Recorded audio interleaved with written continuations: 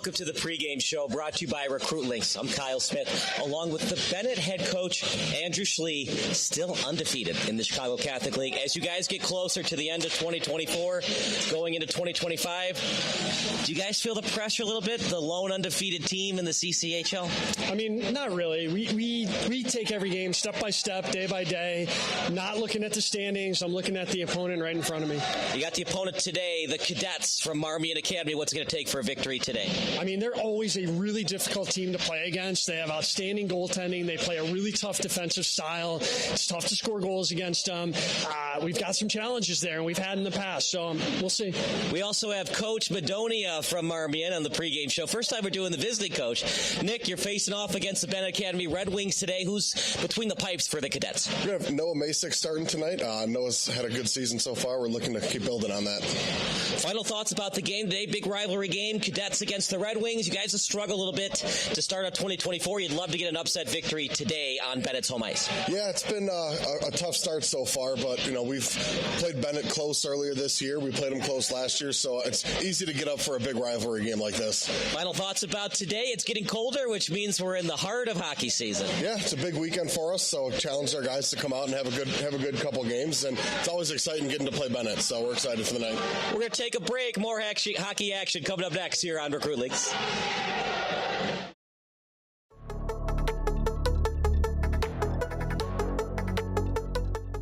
Alex Dentice, Jr., winger, class of 2026. Alex Karras, Jr., defenseman, class of 2026.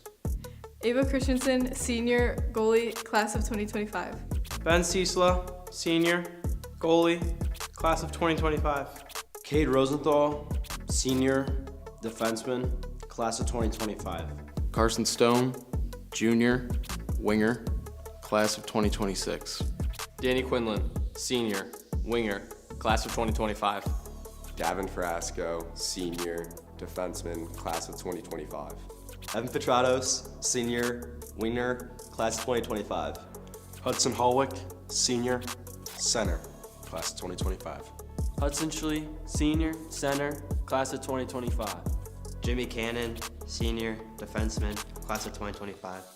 Joe Eide, Junior, center, class of 2026. Joel Kane, sophomore, goalie, class of 2027. Luca DiCosola, Senior, center, class of 2025. Luca Alpeter, Junior, winger, class of 2026. Michael O'Rourke, Senior, defenseman, class of 2025. Nico DiCosola, sophomore, defense, class of 2027. Nikolas Hensel, Junior, winger, class of 2026. Owen Ryle, freshman, winger, class of 2028. Tommy Dusek, senior, winger, class of 2025. Tommy Rogowski, sophomore, defense, class of 2027. Vinny Poro, senior, winger, class of 2025. Coach Andrew Schlie, 15th season at Benet, 1990 St. Rita graduate. Coach Drew Tierney, Benet 2003 grad, 17th year coaching for Benet Academy. Michael Frado, this is my rookie year coaching, and I am a former alum under Andrew Schlie at AWF Renegades. Ross McKay, goalie coach with the Benet Red Wings for over 10 years. Brian's Garage Door Solutions. 25 years of expert residential and commercial garage door design, sales, and service, and almost 1,000 5-star Google reviews. Tate Enterprises. Design and remodeling for kitchens, basements, bathrooms, whole house, and home additions. Max Heads Custom Kick Drum Heads. Design online, upload, create, rock. If you're in a band, you need a Max Head.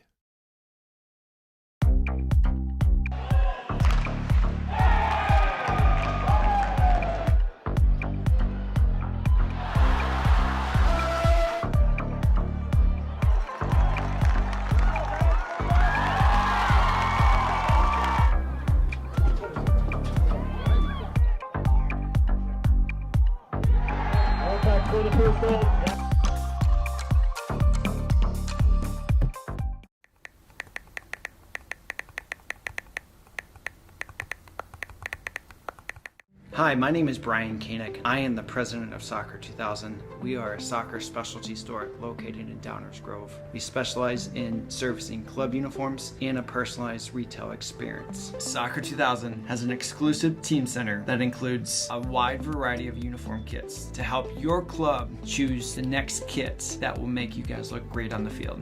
Contact us at 630-241-9500 or find us online at soccer2000.com.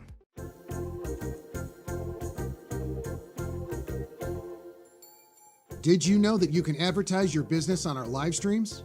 You sure can. Contact us about the numerous advertising opportunities we offer to local businesses during our sports live streams. Build brand awareness, engage customers, and support your local sports teams. Contact us for more information.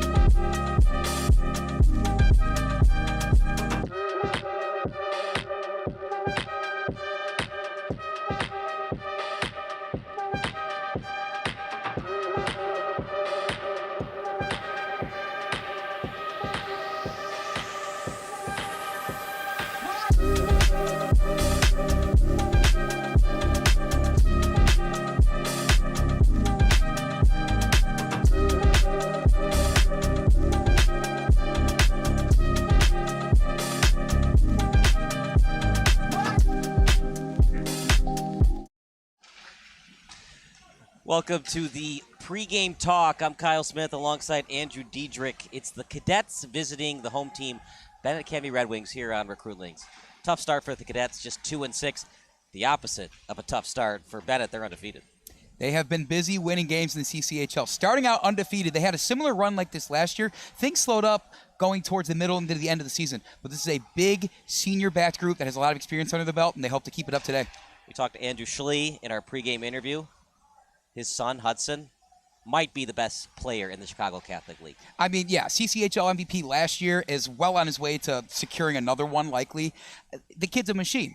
There's no other way to put it. He leads a very potent offensive attack for this Benet team, and Marmion quite has a tall task on their hands to try and slow down that offensive attack from Benet. Just 2 wins for Marmion.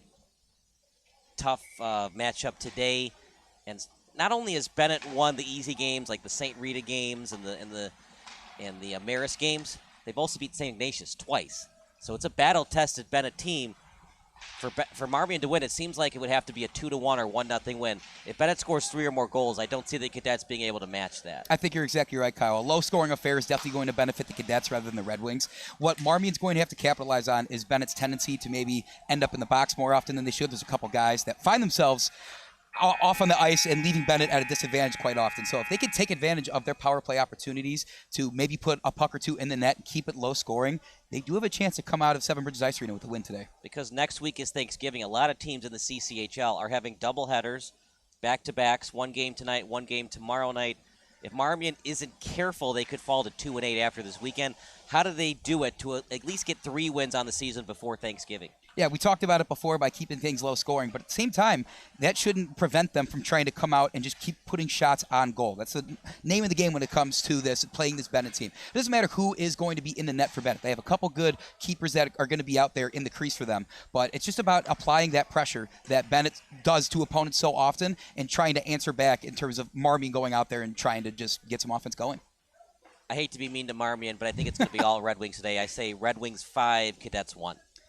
It's hard to pick against the undefeated team, so I will not be doing that. I am going to take the Red Wings to win handedly today. I'll give credit to Marmion. I think it'll be a 4-3 Benet win. We'll see what Marmion can do offensively, and I think it's going to be an exciting hockey game no matter what. I would love to rewatch all the pregame shows the year the Patriots went 16-0. Yeah. And if any pregame analysts actually picked against the Patriots. I doubt it. Did anybody pick against them in the Super Bowl? Somebody had to. Somebody from New York. Yeah. Well, and you saw that turn out. So, hey, Marmion, you never know what can happen. It's any given day out here on the ice. Right. So, but we're both picking the Red Wings. We're going to take a break and more hockey action coming up next here on Recruitlings. Brian's Garage Door Solutions. 25 years of expert residential and commercial garage door design, sales, and service, and almost 1,000 five-star Google reviews. Tate Enterprises.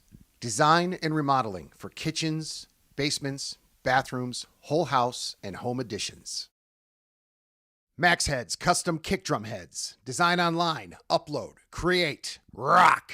If you're in a band, you need a Max Head.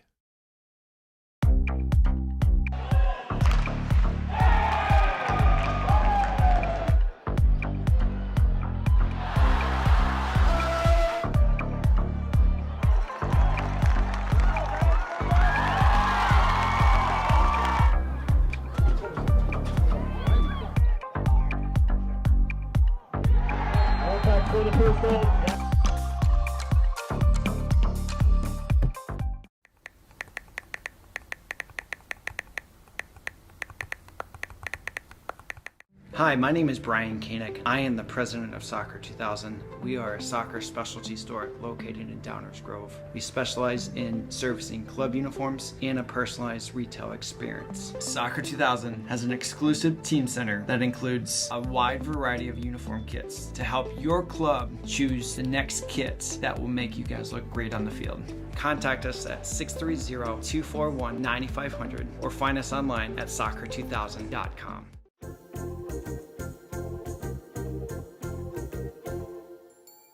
Did you know that you can advertise your business on our live streams?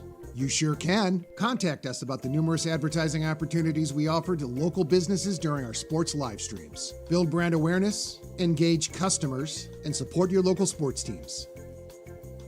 Contact us for more information.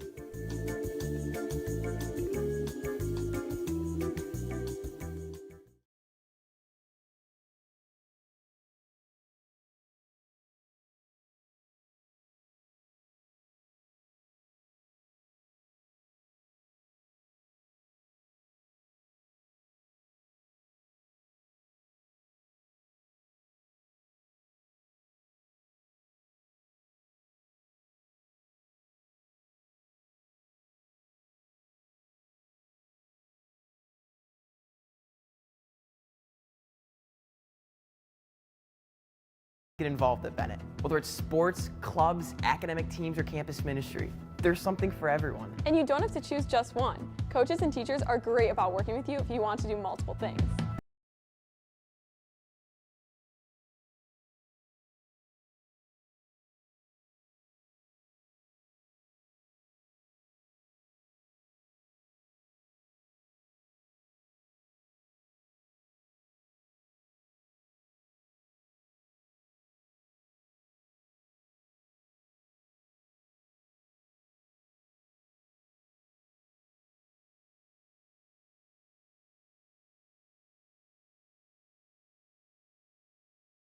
You do. Academics, athletics, and service. It's nice to be around other kids who are as driven to succeed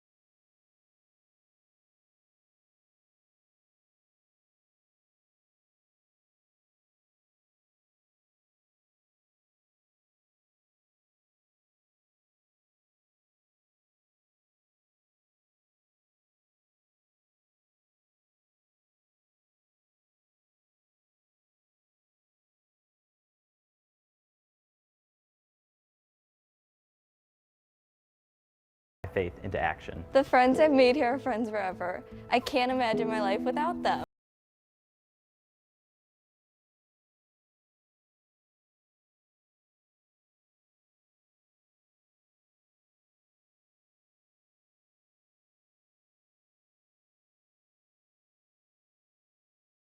I will always be a Red Wing.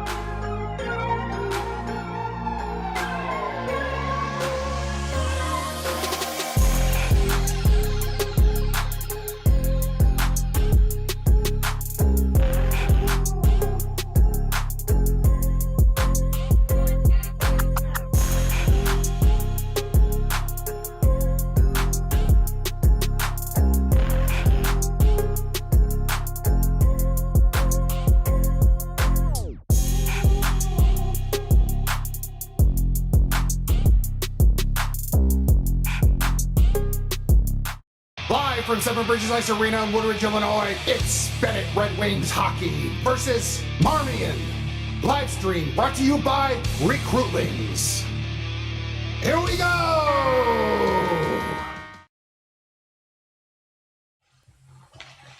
How's it going, everybody? It's 4:55 p.m., which means it's about some time for some high school puck. It's high school hockey. The Benet Academy Red Wings, the undefeated Red Wings, taking on the Marmion Cadets. I'm Kyle Smith, alongside Andrew Diedrich. Here is our hype video, the Benet Academy starters, brought to you by Recruitling. And now, your Benet Red Wings starting lineup. Danny Quinlan, left winger. Tommy Dusek, right winger. Luca DiCosola, center. Alex Karras, left defenseman. Jimmy Cannon, right defenseman. Ben Ciesla, goalie. How's it going, everybody? I'm Kyle Smith alongside Andrew Diedrich. Here are the Marmion Academy starters, brought to you by Recruitlings. It's Hamilton, Zabig, and Storto Featherston. And for the defenders, Burgess, Howitz, and Masick between the pipes. Interesting stat line here, Andrew. Noah with a pretty decent save percentage of 91.3. His teammates aren't helping him, though. When they're on the power play, his team, when he's on the ice as a goalie, they've given up 5 shorthanded goals. It's just such a killer mentally when you have the power play. It feels like you're in control of the game, can maybe get back into it or extend your lead depending on the circumstances, and then you give one up shorthanded. The penalty kills might be a big issue for this Marmion team. It might get them down early if that is to happen in this one. That's a lot of shorthanded goals to be given up, though. It's something that's going to be sharper today against Benet. Once again, the forwards today for Marmion Academy: Trojan, Storto, Featherston, Jackson, Burgess. And the other forward is Zabig. And then the defense, Jackson, Burgess, and the other Charlie Zabig is the forward. And Howitz, trying to find him. I think he's a new addition because I don't see him on the roster here. There it is, Trey Howitz, number 3. And then obviously Noah Masick, number 43. You can see Marmion in their white, blue, and red. And Marmion already went back. Benet went back to their bench. Nice shot from Eric on camera 2. Here's camera 1. You can see Benet now on camera 2. Eric does a nice job. I want to give a big thank you to Eric for having this broadcast for us tonight. Meanwhile, it's going to be a tough assignment ahead of them for the Cadets. They're 2-6 on the season, and the teams they beat are not very impressive. They beat Benet. That would be very impressive. Bennett's looking ahead to some tough games they have on the schedule upcoming in the CCHL. So you hope that they're not overlooking this Marmion team as a foe that they could maybe slip by easily. This is still going to be a tough game. Benet definitely is the favorite here. They just have to be on their game and know that, it's any given Saturday, I guess, when it comes to the rink that we're at right here. Predictions, I said 5-1 Red Wings. What say you? I initially went with 4-3 Red Wings. I'm going to stick with that. I do think Marmion is going to come out with a sort of energy that we haven't seen from them before. Because keep in mind, the last time these two faced off, when the game was in Marmion, Benet scraped by with only a 3-1 victory. It's still a multi-goal win for them, but it's not as dominating as we've seen Benet against some other CCHL teams. So Marmion show that they can remain up with this team. You always have to be wondering about those multi-goal wins. Was the third goal an empty netter? So really, you only won 2-1. Here we go. Play starts as face-off won by the Red Wings. As backward skating, trying to set up to Quinlan. After it, the captain in Howitz. Howitz with 0 goals, 3 assists on the season. Out by the net, centering pass. And a good job tapping that one away by Trajan Storto Featherston. As trying to set it to Quinlan. Marmion gets it. Back to Burgess. Burgess sends it forward. Tap pass and no one home to retrieve it. Benet backward skating in their own zone. One hop off the boards. Backhanded pass. Trying to keep it in that time by Burgess and couldn't do so. Wide open man in front. Oh, trying to get it in. Masek read it well. Almost an early goal. Dusek with it now. Dusek setting it up in front. Burgess with it as Burgess trying to send it forward. Read well by the Red Wings. Getting it back into the zone. Zabig with it as Zabig over to Howitz. Howitz with a couple nice stick handles and then off the glass as it sends forward to the blue line. Back to his defensive teammate. Sliding puck picked up by the Cadets. Benet steals. And now Hudson Schlie, the captain, with it. Hudson with a nice move. Shot wide off the glass as it caroms back to the point. Turnaround shot up in the air and then gloved away. Out to the blue line. Backhanded pass. He was trying to feed it that time to Mumford and then off the boards. It's a Cadet team, Andrew. They're not that great on offense. Mumford has 3 goals, but 2 of them are on the power play, so even strength, it's not a great offensive attack by the Cadets. Oh, it's all Benet right now. We saw that opportunity that Luca DiCosola set up Tommy Dusek for, and then Hudson Schlie getting into the action early already. We're only 2 minutes into this one, and Benet has shown that they want to stay in the driver's seat. How do you get to be an undefeated team, Andrew? Puck possession, winning battles. Obviously, scoring goals is fun, but it's the little things. You can't win when you don't have the puck, and Benet always seems to get the puck. They're just, a lot of the times, they're a little bit quicker than their opponents. Very much to be said about the coaching staff, the athletes on this Benet team. Here nice we go. Pass from Ryle. Shot, nice save by Masek over to the slot and then cleared by Marmion. No one touched that puck. Icing against the Cadets. They cheated, and they will be penalized for it with a face-off in their own territory. It's always funny to refer to like an icing as like cheating because it pretty much, that is what it is. Right? That's the punishment you get is the face-off. I guess I never thought about it like that. It's not as blatant as like, I don't know, what would be a more blatant form of cheating in hockey? Obviously a misconduct. There you go. I was thinking like you tied your opponent's skates together or something. You ever think of D2 the Mighty Ducks where Dwayne gets called for roping? Remember that part of the movie? Of course I do. Yeah. Past the center line. As Benet in their own territory. They've had the puck in their own territory for a very limited amount of time. Always quick to push it. That's what's so special about this Red Wing offense. If it's in front of their own goal, it seems like it could be down, and they're threatening to score in a matter of seconds. Marmion's only wins. They beat Maris 8-1. Tough year for Maris. This is their first year back in the CCHL. A couple years they had JV-only teams. And then they beat St. Rita 6-0. So when they win, it's by a big margin. When they lose, some small losses. They lost 3-1 earlier back on October 27th. That was at Fox Valley Ice Arena. So it's a Marmion team. They kept that game close. Masek will tap it back to his forward and Michael. And Michael trying to get it out. Schlie, Holwick on it now, and then out of the zone. After it is Frasco, a one-on-one the other way, trying to win that battle, and did Hamilton, and over to the boards. Benet in their own zone, and Cadets were offside, and we'll stop play at 13:38. Marmion unable to muster really just about anything right now. It's still very early on. I don't know if they've quite exactly felt out how they're going to try and attack the man in the net for Benet. Or remain to be seen. See if they can win this faceoff and start something. They do not, though. Hard to win games, partner, when you don't win faceoffs and you don't get the puck back. And it's been mostly puck battles won by Benet, faceoffs won by Benet. It's been a common theme all year. We talk about this undefeated Benet team. They have been in control of just about every single game they've played in, maybe minus that 5-4 overtime thriller where they were down 3-0 against St. Ignatius and came back in overtime. But other than that, every single game that Benet has been in this year has been Benet's to lose. It's usually get ahead, stay ahead for the Red Wings. They're usually, oh, here we go! Breakaway chance! Couple of stick handle shot and a save by Ciesla. I don't like that decision by Zabig. Andrew, looked like if you just push the puck forward, he might have had a chance for a clean breakaway instead of the stick handles and allow the defense to back check. I don't think you're going to get a lot of opportunities where you're just staring at the goalie unabated like that. I think that's a time where you have to not do so much hesitation and more of just firing one at the net. It's a lot easier to just push the puck forward. When you stick handle, you're going east and west. When you push the puck forward, dribbling, you're just pushing the puck forward, so you gain steps when you do it. Yeah, certainly a missed opportunity there. I wonder if Marmion's going to wish they had that one back to maybe try and put a better offensive opportunity out of it.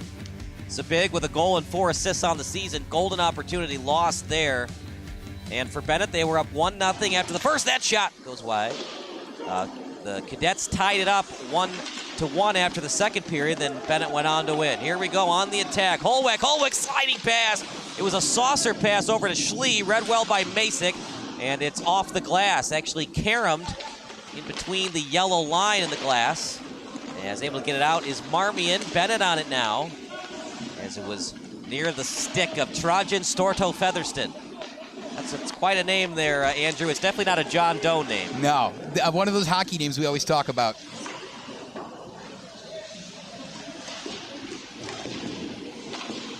Seems like the best hockey players have always had those unique names. Mario Lemieux, Wayne Gretzky, Mark Messier. Messier, geez. Hey, now. See, I did it to myself. Marian Hossa. Not a lot of John Smiths that did well in the NHL.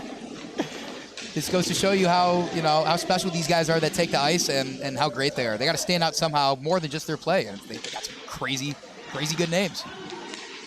Sliding pass, even strength hockey. Shot, Ciesla able to cover that puck up well. Went right into the breadbasket.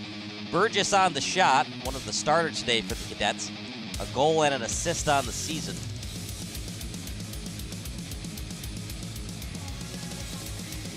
Other reason why Marmion lost that game to Benet, Andrew, they got outshot 38-20. It's always bad to get outshot in general, but almost getting doubled up on the shots on goal is just a recipe for disaster. So putting your netminder in an unwinnable position. Yeah, you gotta. There's some goals that are on the goalie for sure. More opportunity to be made there. Oh. Danger territory. Yeah. No look, backhander pass, trying to get it to Dusek. We both kind of held our breath there for a second when we were in the middle of there. That was an opportunity for Benet, but the puck's going to get pushed the other way. That's the one thing about hockey. You can't turn your back because it's the fastest game on ice. In a split second, it goes from 5-on-5 to a 2-on-1 or a 1-on-0. There's so many sports where you can kind of see that it's either time's being wasted or it's in like a relatively slow pace of play for a second like that. I don't think that ever happens in this sport, which I think is a beautiful thing. It is organized chaos to the nth degree. You never know when somebody's going to score, so you always got to be watching. In football, when the ball's at the 1-yard line and Derrick Henry's going to get the ball, I think we're pretty confident that the Ravens are going to score a touchdown. Not so much in hockey. Up behind the boards, nice tie-up action by Schlie. He's able to poke it away from Mahon. Back at the point, shot! Schlie was there for the rebound, but nice job by Masick, just getting that puck away from him. Meanwhile, Ryle with it. Ryle at the blue line. Ryle, a couple of nice moves. And trying to get it to the trailer. He's trying to feed it to O'Rourke. Goes into the Marmion bench. We'll stop play at 10:57. Pretty good job by Masick. He's keeping his team in it. Yeah, it's actually impressive to see that this one is still knotted up at 0 with how much we were praising Bennett's offense, because a lot of Bennett's forwards right now that are pushing the puck up are really in sync, and it's been like that for a long time. I mean, Hudson, Schlie, Hallweck on his side, Owen, Ryle, the freshman, getting into the action. So good on Marmion for stopping the attack so far. It's a lot of time left on the clock, though. Other problem is there's a lot of time on the clock.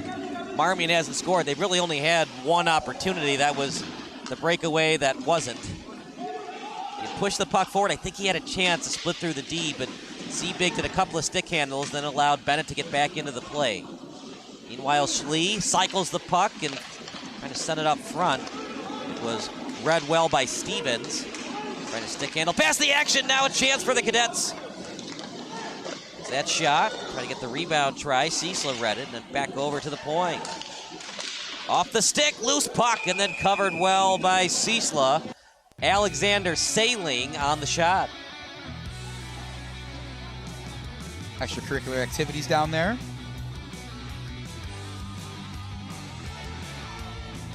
Very rare in high school hockey will we get an unsportsmanlike conduct call after the whistle. You got to do something pretty egregious. The players want to protect their netminder, make sure there's no slashes on the goalie's pads or blocker. Meanwhile, nice face-off. It was won by Petrucci. Here comes Benet. Poro backhands it into the zone. No one there to retrieve it. Another icing. And some words that were said by Marmion that the FCC does not approve of, and I think you can see why, partner. You get a line change out of it, but now the puck's back in your own zone again. Yeah, it's frustrating to try and break down this Benet team, and the only thing you get out of it is an icing, and it's going to be a face-off right in front of your own goal. Still going to have to try and work to break down that Benet team, but with the amount of athletes that this Benet team has and the experience under their belt, it's going to be a difficult task. Face-off, we'll say won by Marmion, but they couldn't get it deep to their defenseman. Poro. I'm not sure if Petratos was trying to redirect it or pass it to Dentice. Meanwhile, out behind the net, taking off the puck well, Hamilton after it. Now Karras will have to skate fast, try to win that battle against Zabig. Now back over, and a lucky souvenir for a fan. Must be a monster truck rally in town. Not the biggest crowd today at Seven Bridges Ice Arena. These Saturday evening games, we get a lot of them here in the CCHL, especially when we're here at Seven Bridges Ice Arena. Lucky for us, this is a nice little venue, though. There's a bar and restaurant upstairs for any folks so inclined. Really can't complain. Nice place, nice area, nice restaurants. Meanwhile, Marmion, they're thinking about spoiling this undefeated season of the Red Wings. Wouldn't that be something if they were undefeated going into 2025? Definitely on Bennett's minds is just the game today, but it's going to be difficult to not think about how long they can make this undefeated streak last, if it ever has to end. You think about it's professional sports. Cleveland start in the NBA, 15-0. Nice pass. Ide was the target. He got it, and then able to get it out is Marmion. The Cadets with it now is Mumford. Mumford with it still. Mumford, and he's behind the end line, taken off the puck by two Red Wings. And keeping it well on the pinch. Pinching was Lombardo. The Lombardo brothers are on this team. Santino is 6, Luciano is 7. Trying to get it out is Benet. They can't. Ide on it. Sending it off the boards. As Schlie will handle it. Backhanded pass. Get your stick down, bud. Always have that stick down, Andrew. When it isn't, puck just goes past your stick. That's a cruel way of doing that, doesn't it? When you least expect it, that's when the puck's heading your way for a breakaway opportunity. Puck goes faster on the ice than you think it will. Yeah. When your stick's not on the ice for that split second, just goes past it. Meanwhile, the Cadets, they're hanging in there. That'll be a tripping call. Lazy hockey, Andrew, lazy hockey. Yep, the referee's arm is up. There's the whistle. Smart play by Marmion. You feel a tug at the leg, just go down. We said this is how they are going to have to pull this one out. If it's a low-scoring affair and they can maybe put one in the net while they have the man advantage during a power play such as this is an opportunity for Marmion to maybe blow this one open a little bit, put the pressure back onto Benet to respond after a mistake. We got 2 minutes with a man advantage. Can they take advantage? Rogowski in the box. Lazy hockey. Because only one good thing can happen when you tug at the leg, when you try to slash, maybe you poke that puck out. But when the forward is forced to the boards like that, just play the body and not the puck. And he's already away from the play, so all he's really going to do is try to center the puck anyways. Meanwhile, here we go! Benet with an opportunity! Falling to the ice, it was clean. Quinlan on it. We talked about those 5 shorthanded goals against. It almost happened again. Spoken into existence there nearly. You're going to get a substitution here for Benet, and they're going to try to kill this penalty. They're already 30 seconds or so through it. Oh my goodness, will that be another trip? Oh no, 5-on-3 for 1:18. It was the right call. Yeah, definitely was the right call there. Just a disastrous couple of possessions there for the Benet defense, which is unfortunate. They had looked really good in pursuing some of the quick skaters that Marmion had sent down the ice to do something with the puck. So I don't know if these penalties were, it's one thing when the penalties come as a result of a tough game and, it was almost necessary to maybe prevent a goal or just shift the momentum. Benet didn't really need to put themselves in the situation. They got one to climb out of here, Kyle. Tough task on your goalie. They're down 2 men for 1:09. Marmion has all the time in the world to get the shot they wanted. Don't take too much time, though. Shot! Ciesla, nice save. We talked to Coach Schlie. He was not that confident in a win. I mean, it's a tough Marmion team. There's a reason why it was a 3-1 final, and it was 1-1 after the second period. Right now, Marmion is out shooting them 7-3. To the point, sliding pass from the stick of Hamilton, trying to feed Featherston. That shot. Now back over to the corner, 40 seconds left, out to the point. And a couple of tic-tac-toe passes off the pad. Benet gets it out. And Marmion's going to have to hurry if they want to score on the 5-on-3. 23 seconds and ticking. You got to just at least put something towards the net to make it look like you tried at the very least. They had a nice shot. Here we go to the trailer. He's got... Is it in? Goal! Goes top shelf with plenty of space to shoot. Mumford makes Benet pay on the 5-on-3. May have spoken into existence. If Marmion can get a puck in the net if and when Benet does have a guy or 2 guys in the box, they might somehow find themselves playing in front in this one. That's exactly what happened there. A beautiful couple of moves and just right in the back of the net past Ciesla. Great start for Marmion. Went top shelf. Surprising Ciesla didn't make that save. It was kind of at point-blank range, though, and that's something Bennett's got to work on. You can't allow Marmion to get a point-blank shot in the slot. He did go glove side. He went fancy, and he got it past Ciesla. An early lead for the Cadets. See how Benet recoups. They've been outshot 9-3. The Cadets taking it to the Red Wings. Did not foresee this one coming with how aggressive this Benet offense has been, even in their past matchup against Marmion. How will they turn this one around? We'll have to wait and see. Only down 1. No icing, of course, because down a man still for 24 seconds. Meanwhile, Marmion with the early 1-0 lead with 5:22 remaining in the period. Swing and a miss on the shot. And Stone playing a little keep away, and now he'll just send it down the ice.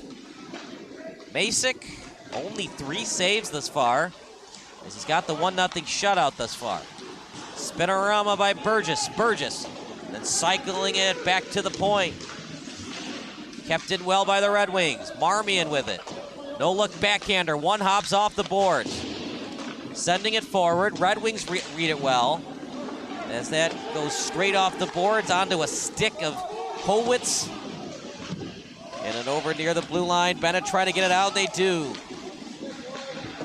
And now sending it back that time by Sidar. Sidar, a goal and an assist on the season. Here we go. Schlie shot off the post. Might have gone off the crossbar, actually. Watch it on replay in a second. Meanwhile, golden opportunity lost for the Red Wings. It looked like everything was aligning right there. Owen Ryle recognized that Hudson Schlie was going to have an opportunity in the center of the slot by himself. He got back on side, allowed Hudson to try and get something going, and just a game of inches. I mean, that is just a tough break for Benet. They're going to have a face-off to continue to try and make something happen. Kind of just a brutal event right there for Benet. Game of inches, right? It goes off the crossbar and in for Mumford, for Schlie. Off the crossbar and out. It's cruel how the hockey gods work, isn't it, Kyle? Shot, save, rebound, try. And the hand goes up. And a cross-check against the Cadets. Break coming up. It was last touched by the Red Wings, though, I think. Nope, it was last touched by the Cadets. So it is a penalty against the Cadets. Right, because remember, they were trying to get it out of the slot, and as he tried to ice it, then they called the penalty. So it'll be cross-check against Mahon. Hard to beat Benet when you commit penalties. Benet's the best power play offense in the CCHL. They score goals however they can get it, but they're especially prolific when it comes to these power plays. If Marmion somehow does hold this off, though, and gets a successful penalty kill, it would be huge in terms of momentum going into the second period. They are out shooting them 9-4. Reason why Bennett's losing? Silly penalties. Tripping, tugging at the legs, became a 5-on-3. Quinlan to the trailer. Shot, trying to redirect it in, loose puck in the slot. Masick able to handle it. Schlie falls to the ice. Where's the tripping goal there? Trying to get it in. Dusek on the backhanded attempt. Holweck takes his time. Holweck to the point. And the hand is up, so it will be another penalty against the Cadets. Backhander high. Benet still has the puck. Oh, the net fell off. That's why he blew it dead. So it'll be 5-on-3 for 1:05. How quickly the tables turn. I don't think I've ever seen a 5-on-3 for one team turn to a 5-on-3 the other way in that short amount of time. I guess what a break for Benet to maybe quickly recover from that early goal that was just allowed by them. Got a full 1:05 potentially of 5-on-3 action. I've never seen a 5-on-3 committed by both teams. This is something. In the first, 14 minutes of this one, hardly? Yeah. Check that out. You see something new every day in the CCHL, my friend. I guess they wanted to give their head coaches gray hairs before Thanksgiving. Hard to win hockey games when you're killing a penalty kill, 2 men in the box. Here we go, Schlie shot high. Karam straight back. Ide. Now taking his time, DiCosola to Stone. Stone shot. Nice pad save and a beauty by Masick. Cadets get it out. Bennett's going to have to hustle if they want to score on the 5-on-3. You know, partner, they might have the shots wrong because now the Cadets have 11-4. And I think the Red Wings have shot. Here we go, 9-5. Pass, Schlie called for it. You had one job, Jumbotron guy, and you blew it. No, I'm just kidding. They do it. It's a tough job being on, doing that job. All the penalties and everything. Yeah, it's for basketball, other sports like that. There's a couple basketball's buttons. insane. Yeah. The shot clock, fouls, substitutions. It's too many buttons. I don't know how they do it. At least in the NBA, there's not as many substitutions. In varsity basketball, it's like hockey subs sometimes. Oh, goodness. Shot! A little bit high. 30 seconds remaining. 1-on-1 now. Nice move. It was by Zabig. And a big play there by Zabig to waste time. Nice penalty kill thus far for the Cadets. Just impressive stuff defensively. I didn't know how they were going to fare with how Benet was cooking. They get another steal right now. And they are going to successfully kill this 5-on-3 opportunity that they gave to Benet. I am very impressed with the Cadets thus far. Look, it's tough being 2-6. They are on a mission to avoid going 2-7. No one likes losing to a team twice in a season. They're on the road. The other thing that might be impacting today's game, not a large Benet crowd, so it's easier for Marmion to hear the signals from teammates, able to hear each other on the ice. When it's a rambunctious crowd, which we've seen for the Kennedy Cup, might have been tougher for Marmion, but for now, they're getting the job done, up by a goal thanks to Mumford. And They're out shooting the Red Wings 10-5. Nice pass by Frasco, sending it up to O'Rourke, trying to get it deep but couldn't. And right on the stick of 26 Nowicki, and then back over to the point.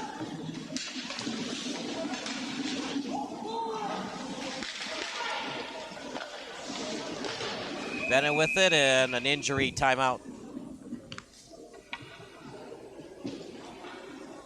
Frasco, the injured Red Wing. Might be the knees, having trouble getting up. Yeah, it looked like when they were chasing down the cadet skater, two Red Wings collided. I think Frasco took the brunt of the blow there. He's up and heading over to his bench, but certainly pretty jarring hit it looked like that caused him to fall down to the ice. How about the Cadets out shooting him 10-5?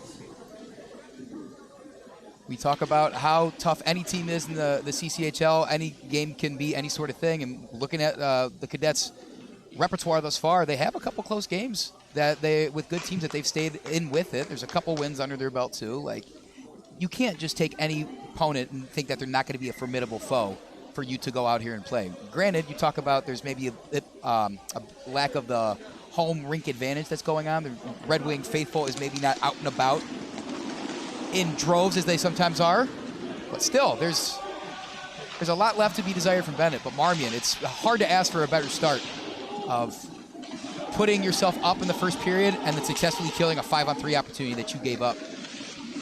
Trying to steal that puck after it was Stone off the boards, up in the air, and we'll stop play at 23.7. You're only down a goal.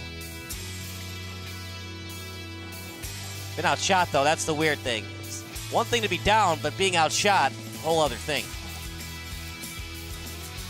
Can't really think of all too many times where Benet has not been the foremost aggressor in a game that they're playing, especially not one at home against an opponent that they've beaten before. I think maybe seeing this team before, they'd kind of know how they could even push that pace even more. That's just this brand of hockey that they play.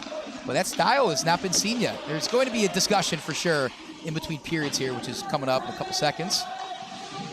I'm excited how this one's going to turn out. It's unexpected, I'd say, at the least. That'll do it for the first period. Surprising the Cadets with just 2 wins on the season in the CCHL. They are winning right now 1-0 on the Red Wings. We'll take a minute break and more hockey action coming up next.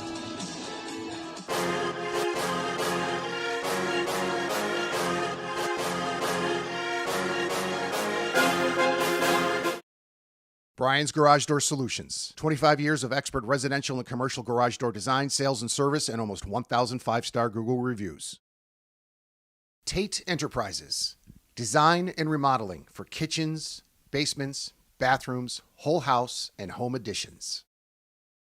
Max Heads Custom Kick Drum Heads. Design online, upload, create, rock. If you're in a band, you need a Max Head.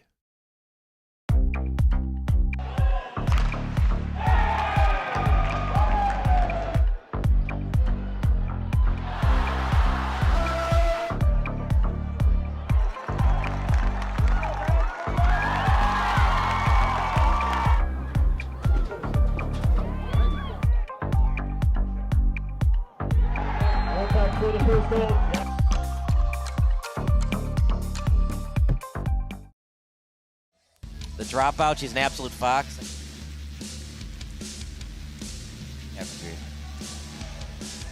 Here we go, Andrew. Surprising stuff.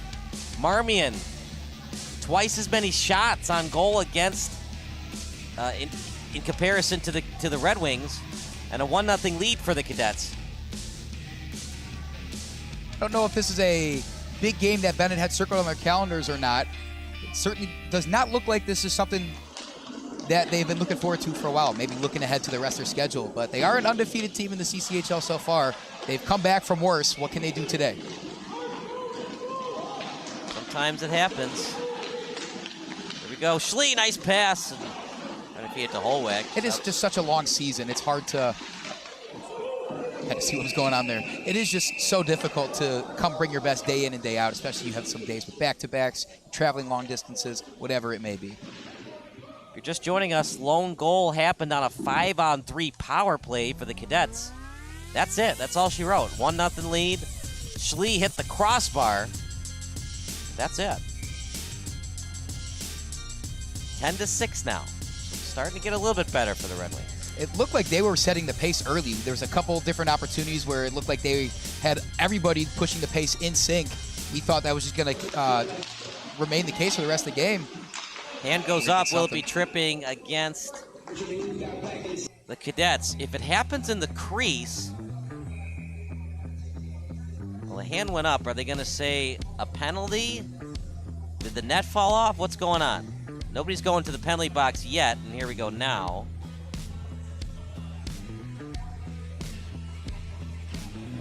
Because I definitely saw the hand go up before the puck was frozen. Here we go. Power play hockey coming up for the Red Wings.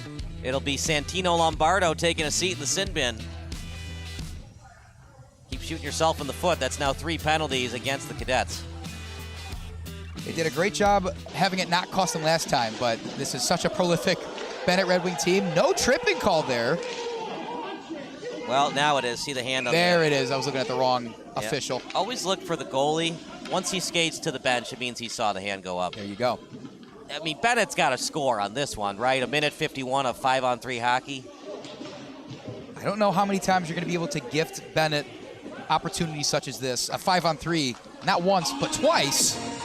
And for them to not break through and put a puck in the net. This would be shocking, to say the least, if Marmion's able to do this once again.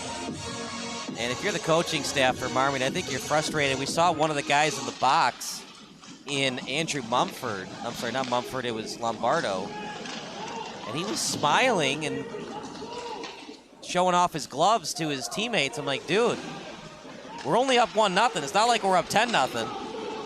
That was not the time to start taking victory laps at all. And you should be frustrated you committed that penalty, one would think. You're going up against the best team in the CCHL, and you just gave him a 5-on-4, and now your teammate in Mumford gave him a 5-on-3. Poro almost didn't handle that pass, but he's able to tap it deep.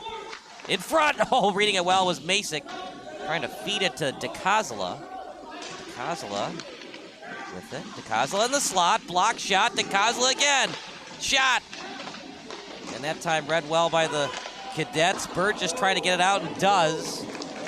You got to be kidding me. Are the Cadets going to kill off another 5-on-3? They are on pace to do so halfway through already.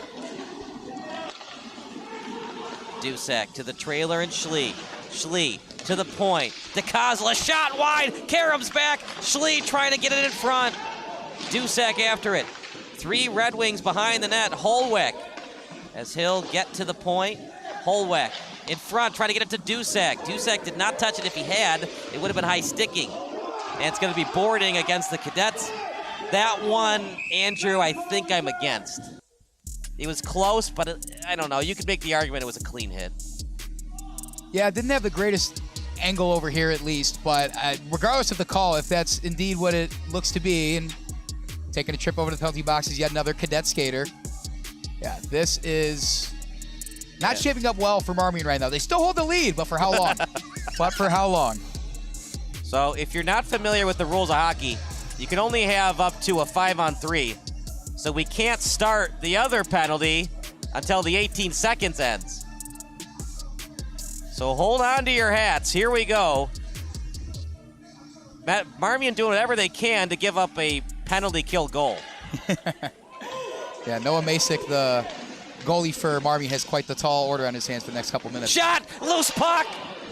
It was off the glove of Masick. In front.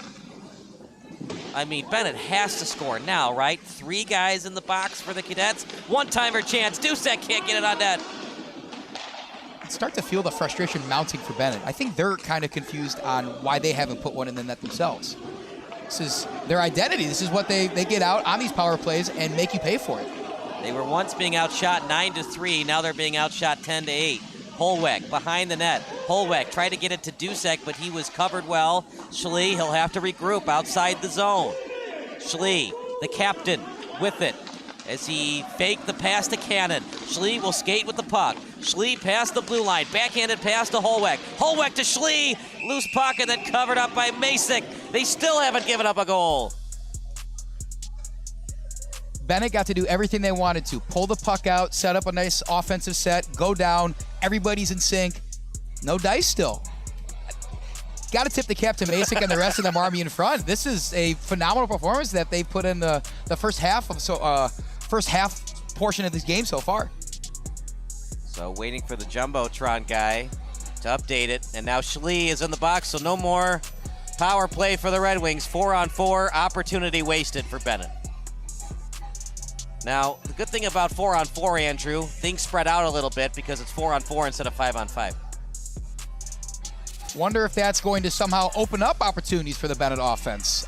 I think maybe the things that they're used to working in terms of the pressure they push and just angles, opportunities that they're able to give themselves isn't working. I mean, you gotta put the puck in the net somehow. If you gotta try whatever, if you gotta try something new, might as well go for it. It's definitely going to continue to be frustrating if Benet doesn't find the goal soon. Wow. 3 men in the box for Marmion, and Benet couldn't score. Here we go, in front, shot, beautiful save by Ciesla. Lackadaisical defense, Andrew, almost cost the Red Wings another goal. Got to tip the cap to Ben Ciesla. Really saving Benet right now. A 2-0 game in this one would be just really unexpected. We see two Red Wing skaters collide in the back, but they're going to have another chance heading down the other end. Gonna have to make adjustments. Are the tripping calls a little ticky-tack? Well, kind of, but I mean, technically they're the right calls, so the player's gonna have to readjust and not trip anymore. Nice poke check by DiCosola. DiCosola trying to feed it to his brother. And now back over to neutral ice. Stone off the board, trying to find DiCosola. Off the stick. That would have been a breakaway. Ciesla able to pass it away. He did not want to cover it up. And if he wasn't careful enough, Petratos could have stolen that pass. Tie-up action on the boards. O'Rourke trying to win that battle. O'Rourke falls to the ice. Fans want to call, but nothing being issued. Power play coming up for Marmion. They'll be on the power play for 40 seconds. Getting out of the zone well is Howitz.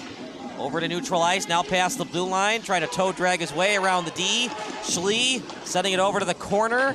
O'Rourke was after it, and then back over. O'Rourke, Ryle after it. Ryle after the opposing captain, and Ryle will win this battle. Ryle at center ice, Benet down a man, hit hard into the boards. It was a nice check delivered by Howitz, and then back over into the cadet zone. 21 seconds remaining on the Marmion power play. Nice move by Schlie, but he's taken off the puck as he was taken off well. And the hand goes up again. Looks like he got held there maybe, right in front of the net. I think we're going to get another guy in the box for the cadets here.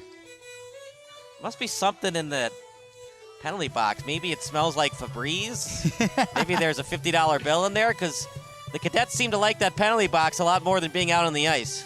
I don't know what's more impressive, the sheer amount of penalties we see for the cadets so far, or the fact that Benet hasn't taken advantage and made this a 1-1 game right now.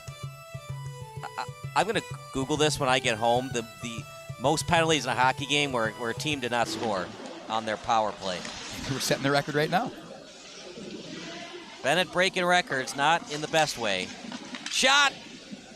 Masek again, covering it up. And it's like you said, Andrew, the frustration has to be mounting on this Benet Academy team, because you look at it and they still can't score a goal on all these 5-on-3s and 5-on-4s. This is the name of their game. It's just, you hope it doesn't boil over to where they start committing more mistakes and potentially getting another guy in the box and letting up another goal.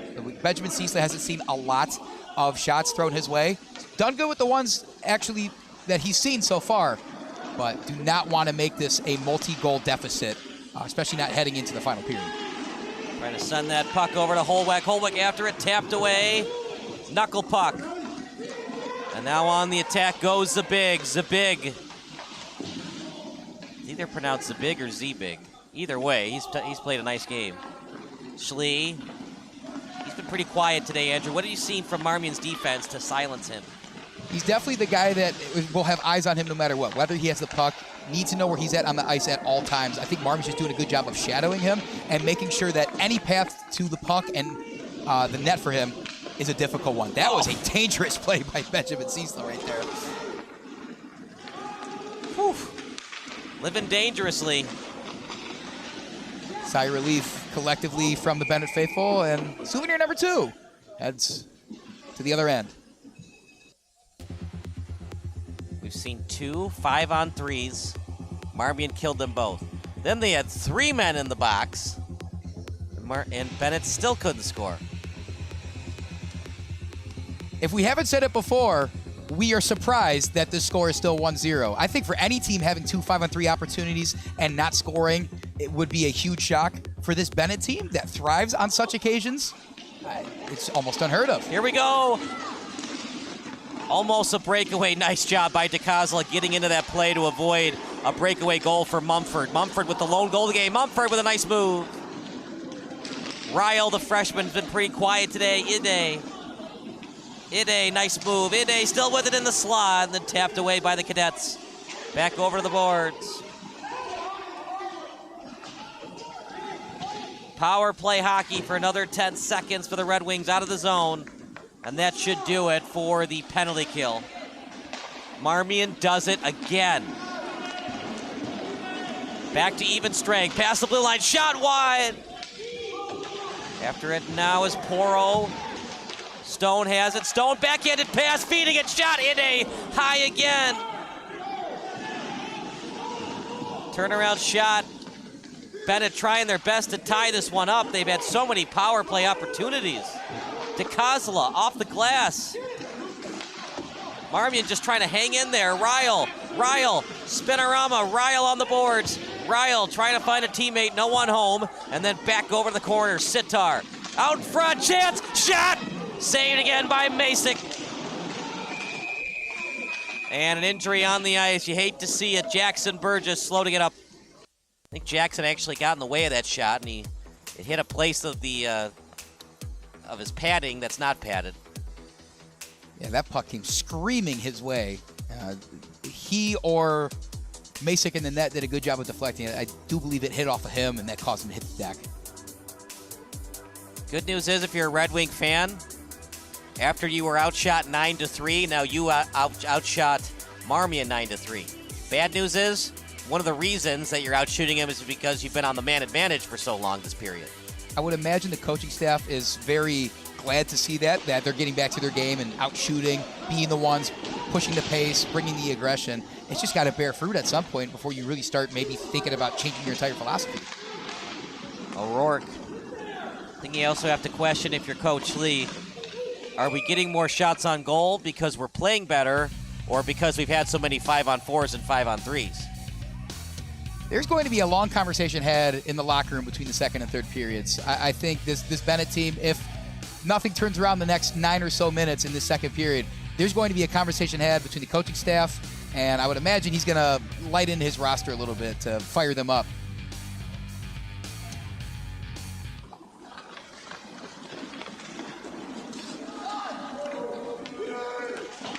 Over to the corner, O'Rourke. O'Rourke with it in the corner, taps it off the boards, trying to find Dusek.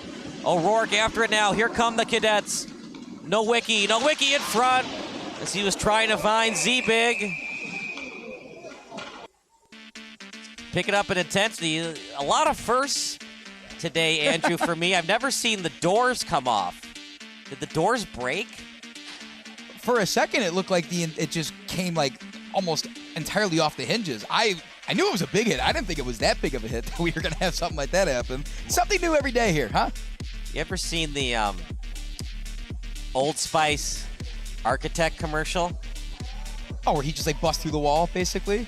No, it's another one where this guy likes to take showers with the Old Spice shampoo, and then they show a close up of the house where he's taking the shower, and he forgot to create rooms, so the shower, the water is just going down the stairs, and then the commercial ends with, "You are the worst architect in the world."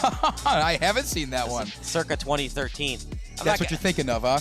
The worst architect in the world. There's no reason why the door should come off. No, I'm just kidding. This is a great rink, by the way. The architects of it are great. Absolutely. I've just never seen that before, so I'm wondering if the doors just deteriorated over time. What are we going to do, rope it down? How do we fix this? We're getting some fan assistance with the referee to really get this one back in. I don't even know what to say, to be honest with you. This is kind of amazing. This is fun. I don't know, because you have to get it fixed. It's a dangerous situation. Danger territory. I think this is the most excited Red Wing fans have gotten to be all day. Well, I'm sure they're excited every time they look up. It's a 5-on-3 or 5-on-4. They're just frustrated because their players can't put the puck in the net. Look, Masick is going to have the pick of the litter. If they somehow win this game 1-0 with all the 5-on-3s they've given up, Masick will have the pick of the litter of which steakhouse that he gets to pick for his defenseman to buy him a steak dinner. You are putting your defenseman in an unwinnable position with these 5-on-3s you've given up, and somehow the goalie did not give up a single goal. Masick's earning his keep today. He's you mentioned it before. He's got a pretty good save percentage on the year. I don't know if he's seen anything like he's had to face already. And there's still 8.5 minutes left in the second period and the entirety of the 17 minutes of the third, too. Will there be a working door on the rink for that amount of time? Remains to be seen. There's Eric with a nice shot. There we go. Hey, guys. No, I think I'm at an awkward angle. Can you see me? No, maybe. Yeah, you got to turn a little bit. Turning is hard. Eric's got a nice camera to be able to go all that way. You ever seen Zoolander? I have seen Zoolander, yes. Where was it? He couldn't turn left? Yeah. That was me. I couldn't turn right. Yeah, you just, I was the opposite of Zoolander. It's weird seeing like on the screen and then you turn and it's like, wait, that's the wrong way. Yeah, this is something. Is that the architect? That's what Eric is showing. There is a man with a large. Is that just a sledgehammer he's got? I think of all the great YouTube videos. So one time my TV monitor broke, and so I went on YouTube and searched how to fix your broken monitor. And this guy was like, okay, take a sledgehammer and then slash it through your broken TV screen and then buy another TV. It was pretty funny. Do you think he's taking that advice? Did he fix it? Is that really how we're going to fix it? Just hammer it through? I don't know if that actually fixed it, Andrew. I think that's pretty symbolic of the CCHL. That was a tough, gritty fix in dire circumstances. And yeah, I guess that did fix it. Well, we could have done that. I mean, was that it? We're not going to get the doors fixed. The heck with it. Somebody's got a date tonight after the game. We got to get this game going. I got to shout out the fans that are going back and standing directly in front of that door again, because I would be scared that it'd be coming right back out towards me if something happened. That was interesting. But anyways, here we go. 1-0 game. Noah Masick has been fabulous. He's 12-12. And gut check time for the Red Wings. Got to find a way to put one in the net. Meanwhile, deep in your own zone, Cannon out behind Ciesla. Backhanded pass over to the point. Able to tap it back in deep as the Cadets. Trying to feed it over to Storto Featherston. Meanwhile, at the point, here comes Karras. Karras with a chance. Karras, and he lost it. Got it back. Karras out front. Saucer pass. Tried to feed it to Holweck. Holweck thought about giving it to Cannon. Out in front. Reading it well is Marmion over to the boards. And here comes Cannon. Pass shot. Masick again. Covers it up. What do you got to do to score on this guy? Something different, clearly. It's amazing the amount of shots that Benet is now putting on, especially whether it's been 5-on-4, 5-on-3, whatever it happens to be. Masick has not budged. He's earning his keep over there. You got to wonder if he's starting to fatigue a little bit. That's a lot of work he's doing in a short amount of time. The text line's open. Your favorite NHL, high school, or college hockey memory. Text 330-957-7653. Face-off won by the Red Wings. As Schlie with it. Schlie out behind the end line. Schlie, and he'll just cycle the puck back. Ryle, the freshman, trying to find DiCosola. Over to the boards. Rogowski, who committed a penalty earlier, sends it back in deep. Puck accepted at the face-off circle. Now off the boards. Puck obtained, and they're going to say icing against the Cadets. Well, I mean, if you're going to be a cheater, this is the time to do it. Cheater, cheater, pumpkin eater. It's pumpkin season. You a big pumpkin spice guy? I think that's an overrated coffee at Starbucks. If you're a pumpkin spice latte guy, that's fine. That's just not my thing. I usually am not a caffeine guy, which is shocking given the amount of energy I have on a daily basis. But the pumpkin spice flavor, it's got its perks. It's topical. It's the right season for it, like you said. Are you a jack-o'-lantern guy? Oh, absolutely. I am awful at carving jack-o'-lanterns. It's more about the fun. Here we go. Yep. Chance for Lombardo in front. No one home. Kind of a blind pass there, partner, and it really just turns into a turnover and allows Benet to go into their attack. Falling to the ice. Poro wanted a trip. That time he fell on his own accord. Out behind the net. Burgess tapping it over. Frasco. And now over to neutral ice. O'Rourke past the center line. O'Rourke. As he just flicks it into the zone. Ide trying to win that battle. Off his stick. Poked away, and a beauty by Petratos. At the point by Cannon. Shot by Petratos. Saved by Masick. Now Benet is winning the shot on goal battle. Trying to keep it in is Poro, and he does. Poro. A lot of Red Wings around it, and the Cadets get it out. Stick handles. Past the blue line. Trying to go 5-hole on Cannon. Cannon said, I don't think so. Petratos with it. He's been on the ice a long time. Will he get a line change? He shoots, blocked, and a nice job by Burgess. He's a hockey player, partner. He got hit earlier, went to the ice, and he's back out on the ice. Is there any doubt that hockey players are some of the toughest people you could find in this world? I don't think so. Karras.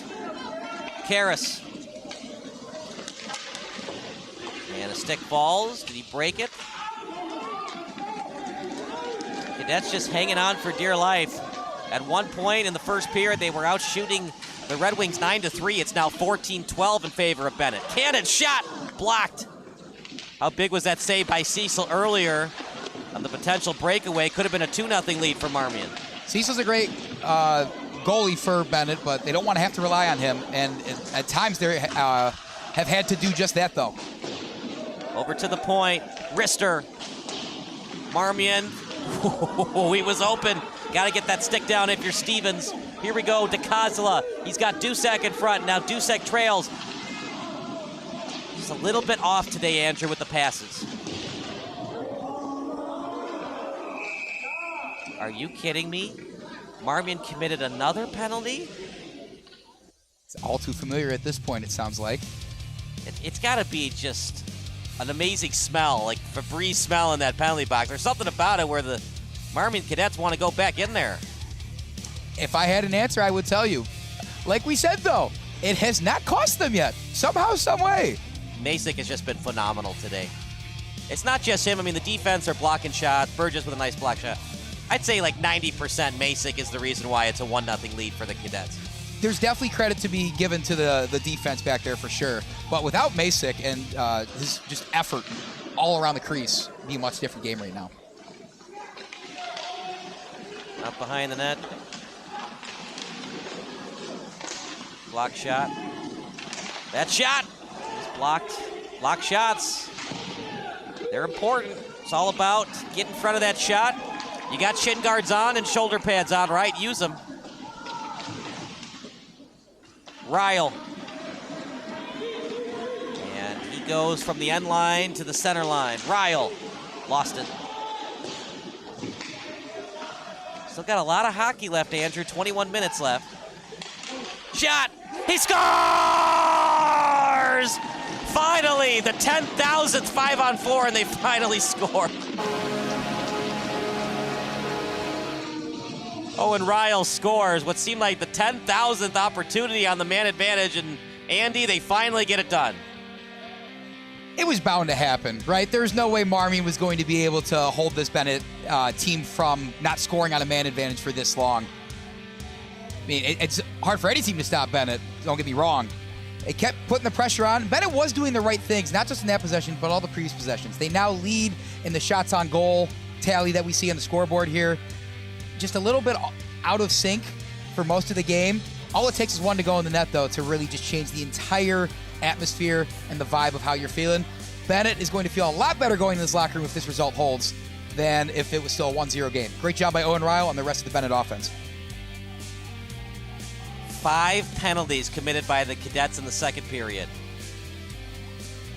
In the first period, they committed 4 penalties. 9 penalties. 18 minutes in the box. That's not winning hockey. They still find themselves in this one, but if that continues into the third period, Benet has some time to maybe recharge in the locker room, come out fresh, find that synchronization we were talking about. This one could get out of hand real fast. Owen Ryle credited with the goal. And you wonder if it's a sense of relief for Benet. Okay, we finally scored on the power play. It's a 1-1 tie. Things aren't exactly going our way, but technically, mathematically speaking, we score one more goal, we can win this one. And I think with how well run the team is and the standard that Benet tries to achieve, I feel like instead of celebrating that goal, it's almost like a sigh of relief, like, okay, we're still here. We still have a chance. All we got to do is go out and play our game now, and this one should be over in no time. What do you think the coaching staff for Marmion is saying to the players? I mean, you commit 9 penalties, you put yourself in this position. You got to get yourself amped up for a game like this. I think the pot's a little sweeter when you have the chance to play spoiler to an undefeated team, but that doesn't mean you get so amped up that you're making these careless mistakes and giving the best power play offense in the league more chances to do just that. So kind of show them that it was a tie the whole time. What do we have here? Might be roughing.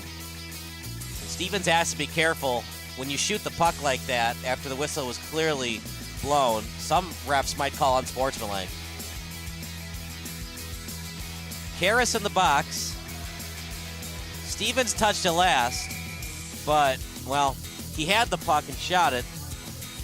But they're going to say that Benet touched it before Stevens. Well, it's a 1-1 game. Even though things are starting to go Bennett's way, it's still only a 1-1 game. Let's see what Marmion can do. DiCosola steals as Featherston lost it. Nice pass. Stone, get that stick on the ice.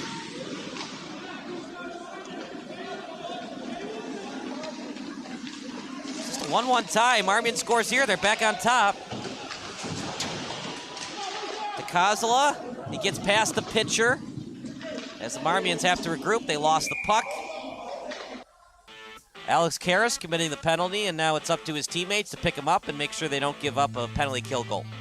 Alex Karras is such a vital member of the defense of this team, and he leads the Benet identity. He's aggressive. He's a great athlete, rough, tumble, gets out after the puck, maybe a bit too much. He spent, in the Cchl play this year, he spent a good amount of time in the box. He serves his purpose, and all the Benet faithful are happy to have Karras on the team. It's hoping his teammates can pick him up and finish out this penalty kill. Live games. This is the lone varsity live game on the website. 1-1 tie. Mumford and Ryle, the goals scored in this one. Junior varsity, it's all Providence Catholic. They're all over the Caravan, 3-0. Quinlan after it. Here comes Burgess.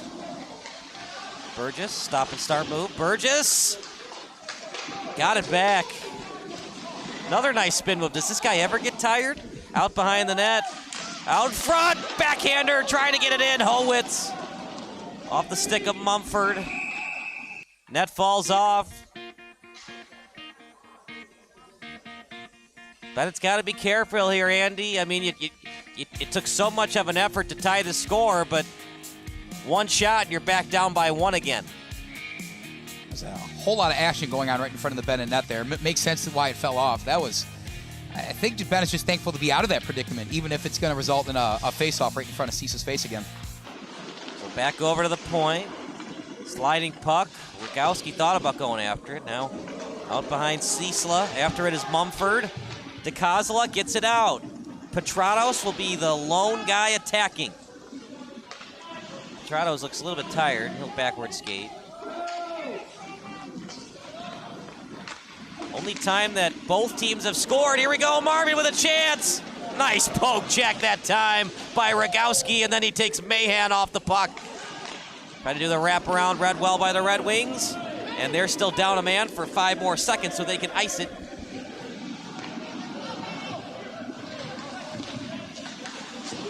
Nice penalty kill. Here we go, chance for the Red Wings. Pass in front, shot, a beautiful save by Mason. Save of the game there, Andy. Oh, the effort he has had to make, especially on that one. You said it best. That's a play of the game right there. Hopefully it's not all for nothing. Bennett's going to keep pushing and throwing this puck at Masick, but Masick is held firm. It's just really impressive to see. Impressive to say the least. Bennett started the year, that shot, nice save by Ciesla. Started the year with a 9-1 win over the Rockford Rams. Backhanded pass, what a save by Masick. Ide on the shot. It's the Noah Masick show, and we're just living in this world. It sure seems like it. The athleticism and coordination required for something like that is just something I can't even fathom. Just my tip of the cap to Masick, and we at least get to watch him play for another period or so, depending how this one goes. Can we put him on offense, too? Both teams could use an offensive jump start, to say the least. Oof, what a save by Masick. This is an awesome song, by the way. It's from the movie Kick-Ass. That movie came out when I was... 2009. Yeah, 8 or 9 years old. Sounds about right. Back when you were still in your prime? Yeah. No, that was when I was athletic and, like, was going somewhere in life. Okay, that sounds really bad. I'm fine, but sorry about that, folks. Yeah, you're fine, but not great. All right. What's the big idea? What's the big idea here? Nice game thus far. It's been really exciting. Out in front, reading it well is O'Rourke.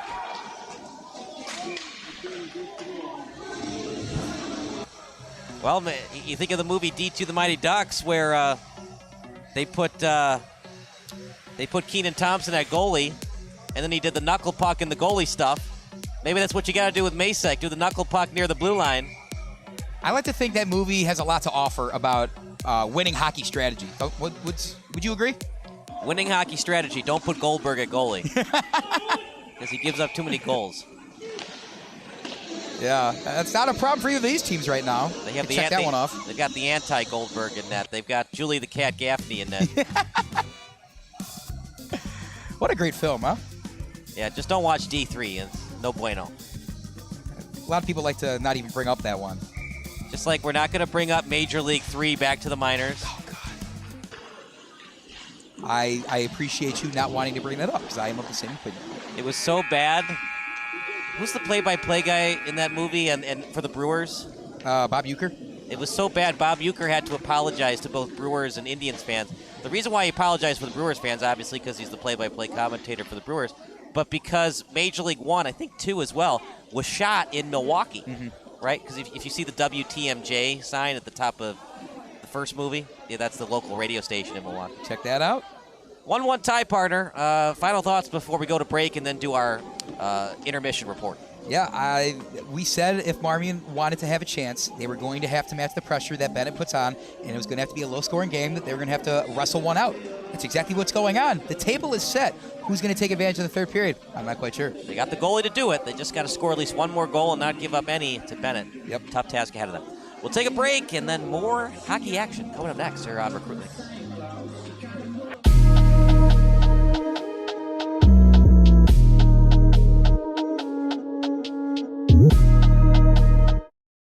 Brian's Garage Door Solutions. 25 years of expert residential and commercial garage door design, sales, and service, and almost 1,000 5-star Google reviews. Tate Enterprises. Design and remodeling for kitchens, basements, bathrooms, whole house, and home additions. Max Heads Custom Kick Drum Heads. Design online, upload, create, rock. If you're in a band, you need a Max Head.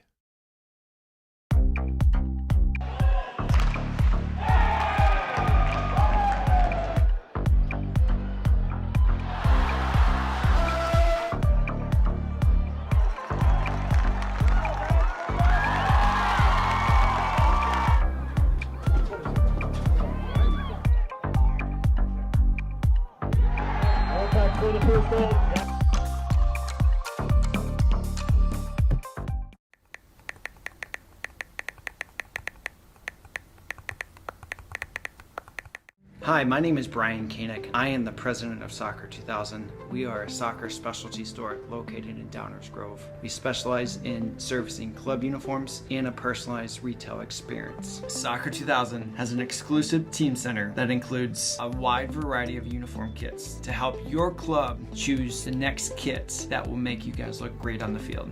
Contact us at 630-241-9500 or find us online at soccer2000.com.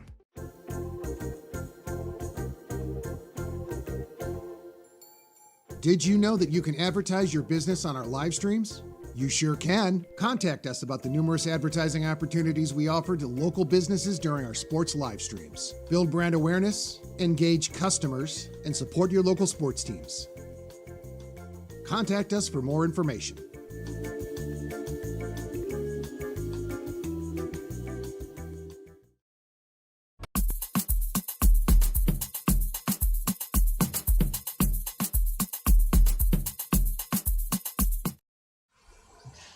How's it going, everybody? I'm Kyle Smith alongside Andrew Diedrich. Andrew, 1-1 tie. Only reason it's a 1-1 tie, both teams can't avoid the penalty box. Staying disciplined is difficult in the game of hockey. It's just such a you have to go. Like your mind is always set to go. And trying to hold back a little bit on that aggression, it's difficult to do. So mistakes are going to be made, penalties are going to be committed. But at this rate that we've seen, it doesn't feel like it should be a 1-1 game with the amount of penalties we've seen. Yet, here we sit with Marmion right in this one. If you're just joining us, shame on you. You should have been watching the entire time. No, just kidding. 9 penalties committed by Marmion. The only time Marmion scored, by the way, is when Benet was killing a 5-on-3. And the only time that Benet scored is when Marmion was in the box. We have not seen an even-strength goal yet. Yeah, I'm starting to see the trend in this game. It seems like the penalties are kind of dictating this one. And we said in the pregame, if Marmion can capitalize when Benet is at a disadvantage, if they put themselves in the box, that's how they're going to stay in this one. They've kept it low scoring, all thanks to the help in the goal from Macek, he's been phenomenal. I think that's just really been the secret to success for Marmion in staying this one, is just Macek's phenomenal play, helping out his defense, and them capitalizing on the mistakes that Benet has made. Can Marmion pull this off? If it goes to overtime, is it advantage Benet or is it advantage Marmion? I think the longer this one goes on, I'm going to give the advantage to Benet. When all the usual suspects that we talk about, Hudson, Schlie, Luca, DiCosola, the rest of the bunch, these are very athletic skaters. They're very well coached. I think they're disciplined, and I think they just have more endurance. They have a style of hockey and a brand of hockey that's just more sustainable. So the more time you give them, I think it's going to tend towards the Red Wings. Who's going to win this one, Benet or Marmion? I think Benet is going to turn this one on its head after an interesting start to the first 2 periods. I think Bennett's actually going to put 2 in the net in this one. We're going to walk out here 3-1, advantage Red Wings. Would it be an empty netter goal or 5-on-5 hockey? I think it'll be a 5-on-5 one. And, we'll maybe see what happens with the empty net. You never know, because sometimes that boosts the score, as you said before, and stuff. But I think Benet puts 2 goals in Marmion's net, gets back to what they're used to, and they walk out here with a win. All right, we're going to take a break. More hockey action. 3rd period coming up next here on Recruitlings.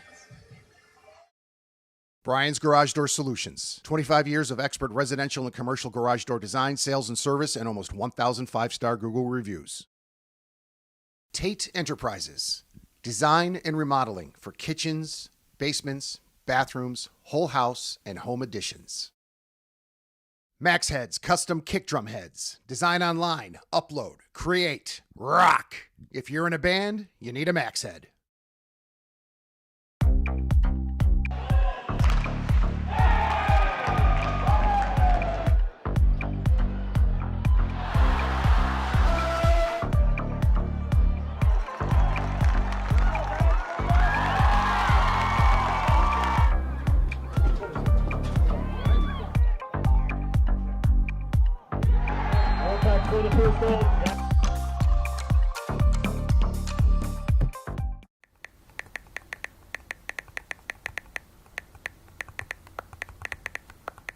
Hi, my name is Brian Koenig. I am the president of Soccer 2000. We are a soccer specialty store located in Downers Grove. We specialize in servicing club uniforms and a personalized retail experience. Soccer 2000 has an exclusive team center that includes a wide variety of uniform kits to help your club choose the next kit that will make you guys look great on the field. Contact us at 630-241-9500 or find us online at soccer2000.com.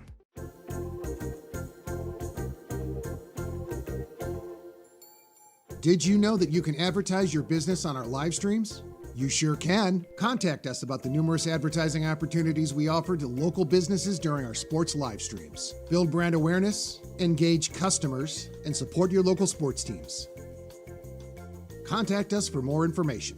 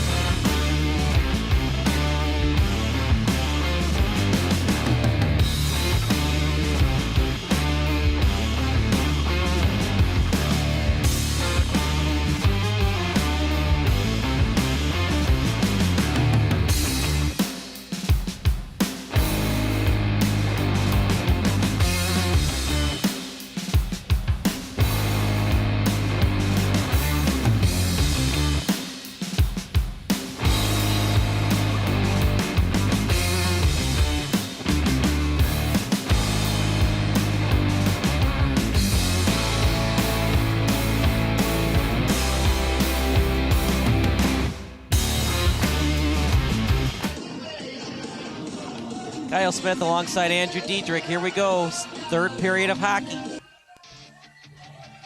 And it's the captain, Schlie against the big, and play resumes. Next goal might be the last goal of the game. Swing and a miss on the dump attempt. Here come the Cadets. They've had their opportunities. For both teams, Andy, there's been very few even strength opportunities. If one team isn't in the box, the other team is. It's hard to see what the offensive identities of these teams are and even strength, because we haven't had that much even strength. I think after some time to recuperate in the locker room, get their minds on straight by their coach. Right open, he shoots, he scores! They definitely got their heads back on straight on that play. Ide, second time's the charm. He didn't score after that fantastic goal by Masick, and now the Cadets, Andy, are hurting a little bit.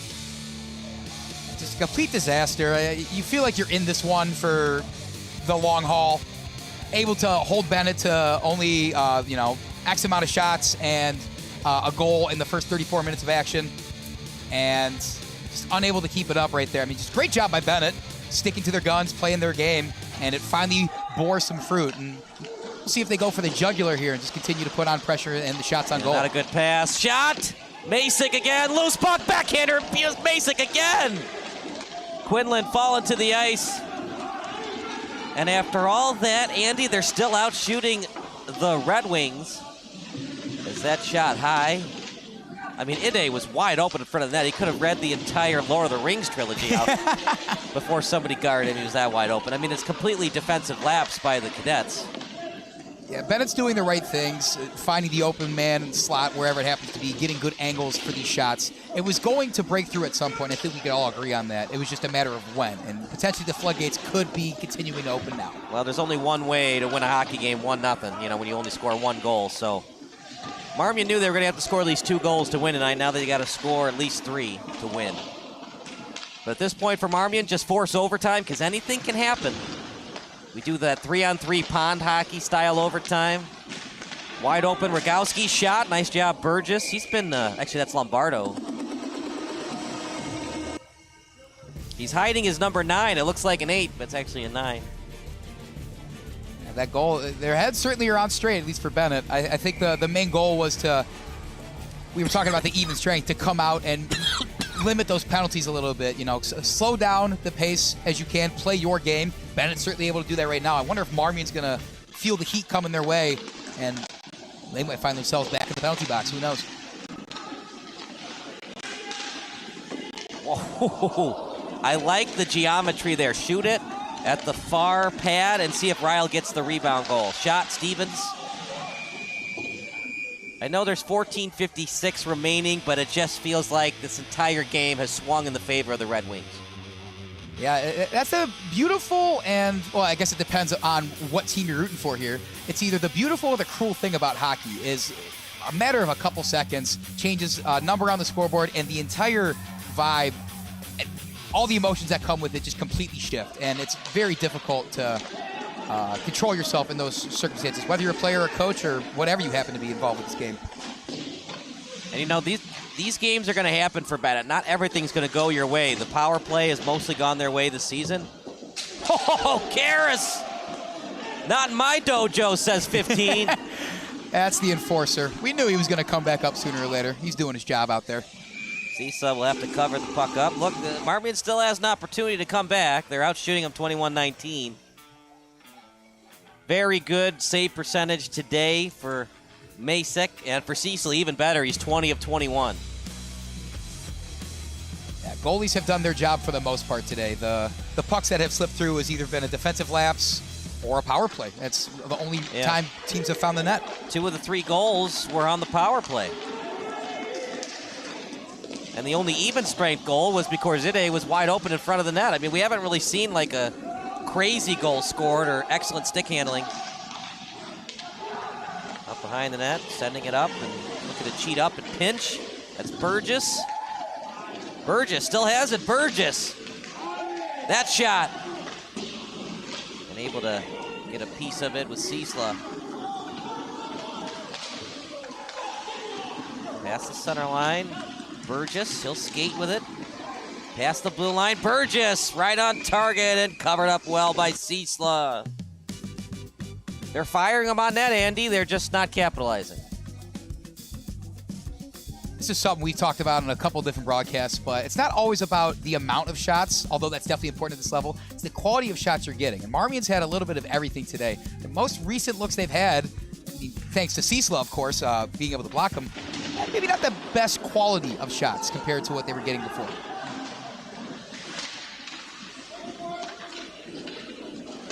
Bounces off the boards. Here comes Schlie. Schlie, shot. Try to go blocker side, high and wide. Falling to the ice, might have lost his edge. DiCosola trying to get back into the play. Meanwhile, dumped into the zone by Mumford. He's got the lone goal for the Cadets. What is a Marmion hockey player's favorite Disney Channel movie? Kyle, I don't know. What is it? Well, you know, Cadet Kelly, of course. Boo. No, that wasn't that bad. I never watched Cadet Kelly. You don't want to. Oh, really? Pretty bad. I mean, there's really not a good Disney Channel original movie. There was an awful movie. Who was in it? You ever seen the TV show Shameless? Yeah. So the star of Shameless, she was in this awful Disney Channel original movie. I forget the name of it. There's the one that sticks out. Camp Rock was a Disney Oh, that's original, horrible. I think. No, you're not a Camp Rock guy? There's been some bad ones. There's like 3 Camp Rocks, and I never watched a single one. Didn't even want to give the first one a try? No. I was young when it came out, and that was the whole thing. That was like that and High School Musical. So, it was... High School Musical was pretty good, except for the second one. That one stinks. Yeah. Sorry to any High School Musical 2 writers that are joining us today. Sorry you had to find out this way that your movie was subpar. Oh, no. They both fell down. No penalty. Block shot, and now there will be a penalty. Yeah. Another try. Rebound. Loose puck. Ciesla. Excellent job by Ciesla. Able to use his stick, and now some extracurricular activity behind the net. So while we watched this play out, I saw, after that big hit where we saw Karras and the Marmion skater fall, Karras got up before picking his stick up and just fully extended and shoved the skater that he was kind of in cahoots with over there. So I would imagine it is number 15, Alex Karras, heading to the box. You had one job, Alex. His job is the enforcer. He is the glue of the defense for Benet. He finds himself in the box more often than not, but I think head coach Andrew Schlie is okay with that, given what else he provides to this team. Well, they haven't updated the Jumbotron yet. I think I saw both Karras as well as Mahan go into the box. You look at it one more time. So Karras, he fell down. He might have lost an edge. It's kind of an unnecessary hit by Sitar. So you had Karras as he pushed Sitar, and then Mahan shot. And then I don't know why Mahan would be in the box. So here we go. It's a 2-minute minor for unsportsmanlike roughing against Karras. And Bennett's got to be careful, Andy. They're still only up by a goal. Marmion's first goal came on the power play off of a similar mistake. Benet can't let this one slip away like this. I think they came out firing in the third period and have put themselves back firmly in the driver's seat of this one. And if they hopefully are able to kill this penalty, because if not, just quite the shift in the first couple minutes of this third period after not seeing a lot of scoring the entire first 2 periods.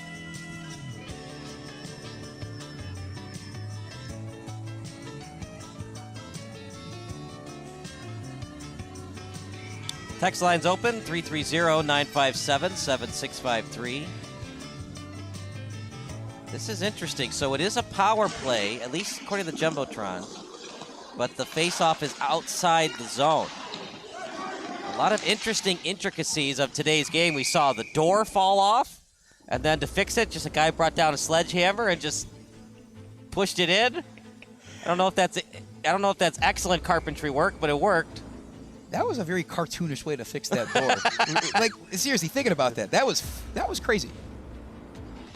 we've seen 2 teams commit 5-on-3s.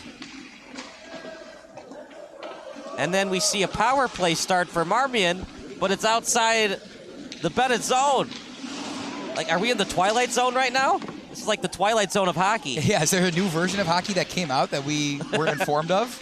It's pretty cool. I'm enjoying it. It's like Rod Sterling wrote the script of today's hockey game. Here we go, past the blue line. Swing and a miss. And a cherry picker. Masick, dangerous, goes out of his zone. Goes out of his net, and Masick, I don't know, interesting decision. Dusek was after it. Schlie, last one in deep. And now Schlie with an opportunity. Schlie with a couple of nice moves. Got to know where Dusek is at all times. Up by a goal of the Red Wings with 50 seconds remaining on their PK. Off the stick of Featherston. Spinorama by Dusek, and he was double teamed, and he just dumps the puck away. Schlie thought about a wraparound. Schlie, he's double teamed. Howitz was around him as well as Zebig. And here we go again. Another penalty committed by the Cadets. Boy, oh boy, oh boy. Yeah, I mean, that was pretty clear as day. Marmion's going to find themselves back in the box. I didn't see who it was who went over there. Scoreboard tells us. The captain committed it, and Howitz, right on screen as you see. Yep. I mean, you would think if somebody's commit a penalty, anybody but your captain when you're down a goal. Usually want to lead by example. That's not the example that Marmion wants to set. I mean, despite what's happened in the first 2 periods, you want to get over that. You don't want to keep putting yourself at a disadvantage. And they got even strength for 29 seconds with Karras still in the box. This is some game, isn't it? It's starting to unravel right now for the Cadets. Only down a goal, though. Mathematically speaking, you're in it, but the eye test would tell you it's all Red Wings this period. If you just look at the stats, that's a good point. If you kind of just look at the summary stats, you would think that Benet has kind of a commanding lead in this one. 1 puck in the net for Marmion makes this a drastically different game for the next 10 minutes. I mean, they've outshot him 22-19. Only time that Benet has scored is off Marmion mistakes. They committed a penalty right in the glove of Masick, and then Ide was wide open in front of the net. He scored. That's it. That's all Benet has scored. When it's even strength and Marmion doesn't make mistakes, Benet has not been able to set something up creatively. Words are hard. Creatively. I saw the vision. I was like, yeah, that makes sense. It's all about vision versus execution, right? Face off one by the Red Wings. Holweck on the win. Cannon with it. Cannon. Stop and start moving over to the point. Holweck takes his time. Over to his assistant captain and Quinlan. Holweck gets it back. Holweck over to Cannon. In front. Tapper. And read well by Masick. Excellent defense by Lombardo. Not allowing Dusek to get a decent opportunity to score. And the Marmion defense, they've tried their best to help out Masick. I think they've done a good job at a lot of parts. I mean, I think holding Benet to a couple goals is an achievement in itself, but given the circumstances, do have to give a tip of the cap to Marmion's defense. Well, they did the best they could. The problem was they were killing off 5-on-3s and 5-on-4s when they didn't have to. That's what putting men in the penalty box will get you. The other thing is, when you're focusing on your penalty kill special team for so long, it's hard to get into a rhythm with even strength hockey. That might explain why. Nice save again by Masick. Out in front, loose puck. Masick covers it again. You were saying, Andy? Yeah. Play came out of nowhere. I got scared for a second almost. That might kind of contribute, though, what you're saying about unable to find the rhythm. That's kind of why we saw the just out of sync, just uncharacteristic plays from some of these teams where they know there's a man open and the puck just goes maybe 2 feet out in front of them, or the stick's not down, ready for the pass. Little things that add up, and you think back on when you think of the opportunities that could have been had and capitalized on. Nice pass, shot blocked. And here we go. Possible breakaway opportunity. Lombardo shot, Ciesla, nice save. Extracurricular activity after the whistle. And Benet almost got burned on the ill-advised pinch. Impressive job by Ciesla. It was him and that Marmion skater that was coming his way. Tried to go 5-hole on Ciesla, and despite his big frame, he was able to get the pads down and freeze it. Face off right in front of him, but still, for such a large guy, being able to defend his 5-hole so quickly like that, just impressive stuff. It was both of the DiCosolas on the ice. Lombardo was on the potential breakaway. Because DiCosola was hustling on the play, Lombardo didn't have enough time to stick handle and deke out the netminder. Just getting back there and making your presence felt, I think, is just so underrated and how important that is. Just changing the shot a little bit can make all the difference between a puck going in the back of the net or not, and then you starting an opportunity like Benet has here. Nice pass and excellent job by Burgess taking him off the puck. That'll do it for the penalty kill. Back to even strength. Poro behind the net, tied up by Burgess. Burgess has been on the ice a lot tonight. Can't keep it in. Out of the zone is Stone. They've been outshot 23-21, but Benet hanging on to a 1-goal lead. 2 unanswered goals for the Red Wings. Hard-fought game for the Cadets. That time, good hit, taken off Ryle off the puck. And back into Benet's zone. Frasco will play it. He got hurt earlier. Now it's decision time for this Marmion coaching staff. What do you want to do with your lines 1 and 2? How many minutes do you want them to play the last 8 minutes? They don't look tired. Do I think there's some fatigue being involved? Yeah, they have. You said before, some of the guys have been on the ice for a long time. Problem is, when you're down a man, you don't want to really put lines 3 and 4 on your penalty kill. So lines 1 and 2 have had to play longer than you would like for them to play in the first and second periods, respectively. It's an interesting look at the strategy of how the substitutions work, since they're happening so frequently in this sport of hockey. Dentice, he was after it. Haven't seen Dentice a lot tonight. And that shot. And it caroms all the way to the point. The original shot was off Sitar, his stick. Back to the corner. Now to the point. Nice pass over to the faceoff circle. Shot, trying to redirect it in, out behind Ciesla. 24-21 in terms of the shot on goal advantage for Marmion. And out behind Ciesla, Benet trying to get it out. Hand goes up again. I'll watch it on replay in a second. I didn't see a lot going on that play. I think some frustrations from the Benet bench. I'm not quite sure what happened, to be fully honest. Well, they called a penalty. It's going to be called on Marmion. It's going to be called on Vincent Nowicki. I mean, there wasn't a lot happening. But Marmion cheated again.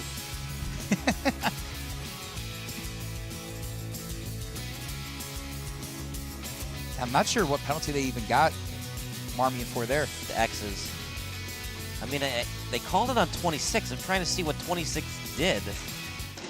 Anyways, Benet won the faceoff. The officials have been very good today. That shot right in the breadbasket of Masek. That one was a little perplexing. I don't know. I didn't see a lot. I wonder if either the coaching staffs of Marmion or Benet are going to want an explanation of that at some point, but they don't really seem to be arguing it too much. So, I mean, I could show it to you after the game, but so this is what 26 did. Is he threw Frasco to the ice. It wasn't much, but it is a penalty.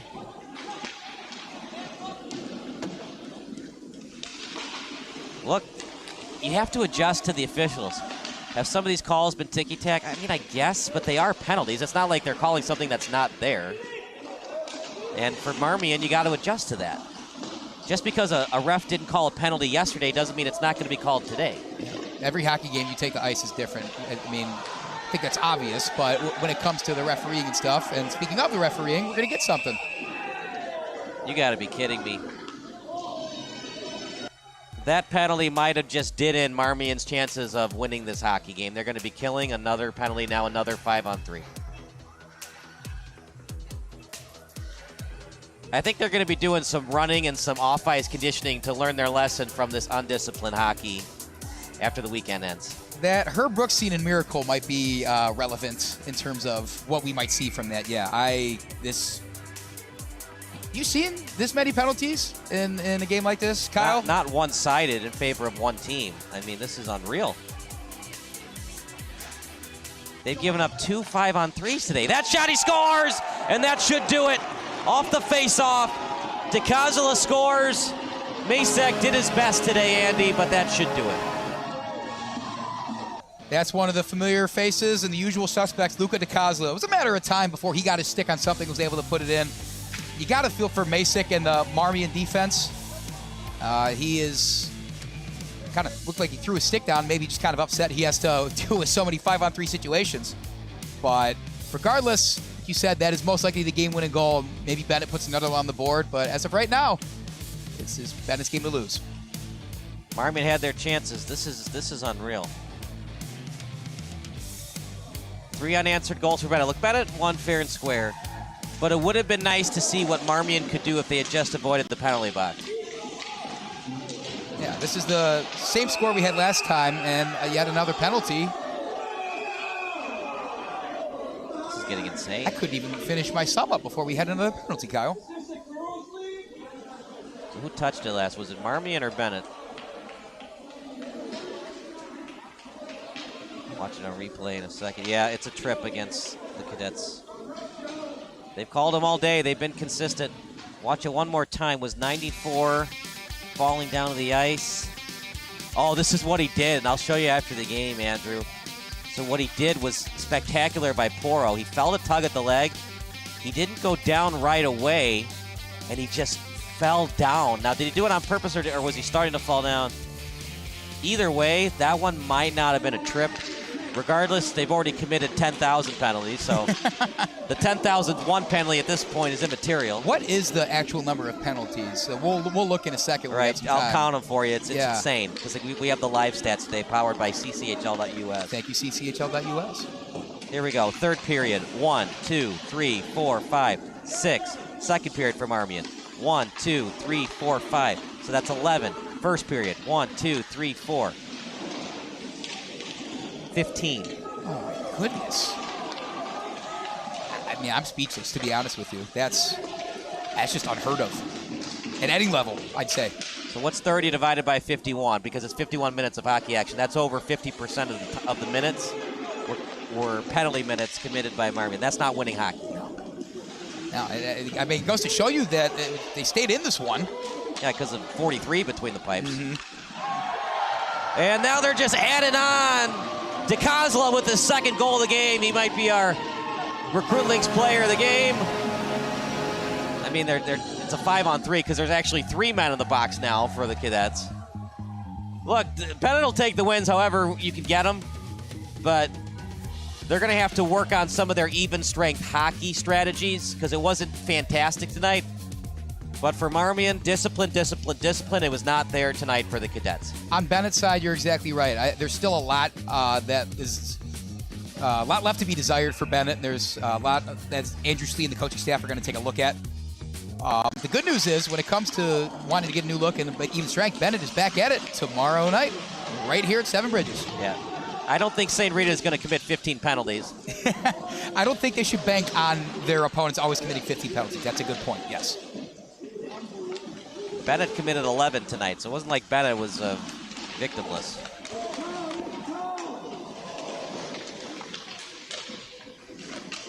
And because they're up 4-1, Hudson Schlie's day might be done soon. All the scoring action, and his name was not one of the goal scorers. Yeah, he had that shot that went off the crossbar. He was definitely an impact player today. Yeah. Other thing, too, Marmion, they didn't do much offensively tonight. A lot of shots, they were from tough angles. They were having problems going top shelf or lower pad on Ciesla. A lot of the shots were right at the 5-hole. Those are easy saves for a good goalie like Ciesla to make. It's a fun one, but Marmion, they lose 4-1, but really it was a 1-1, 2-1 game if they had just been more disciplined. Shot, he scores! That time, Dusek.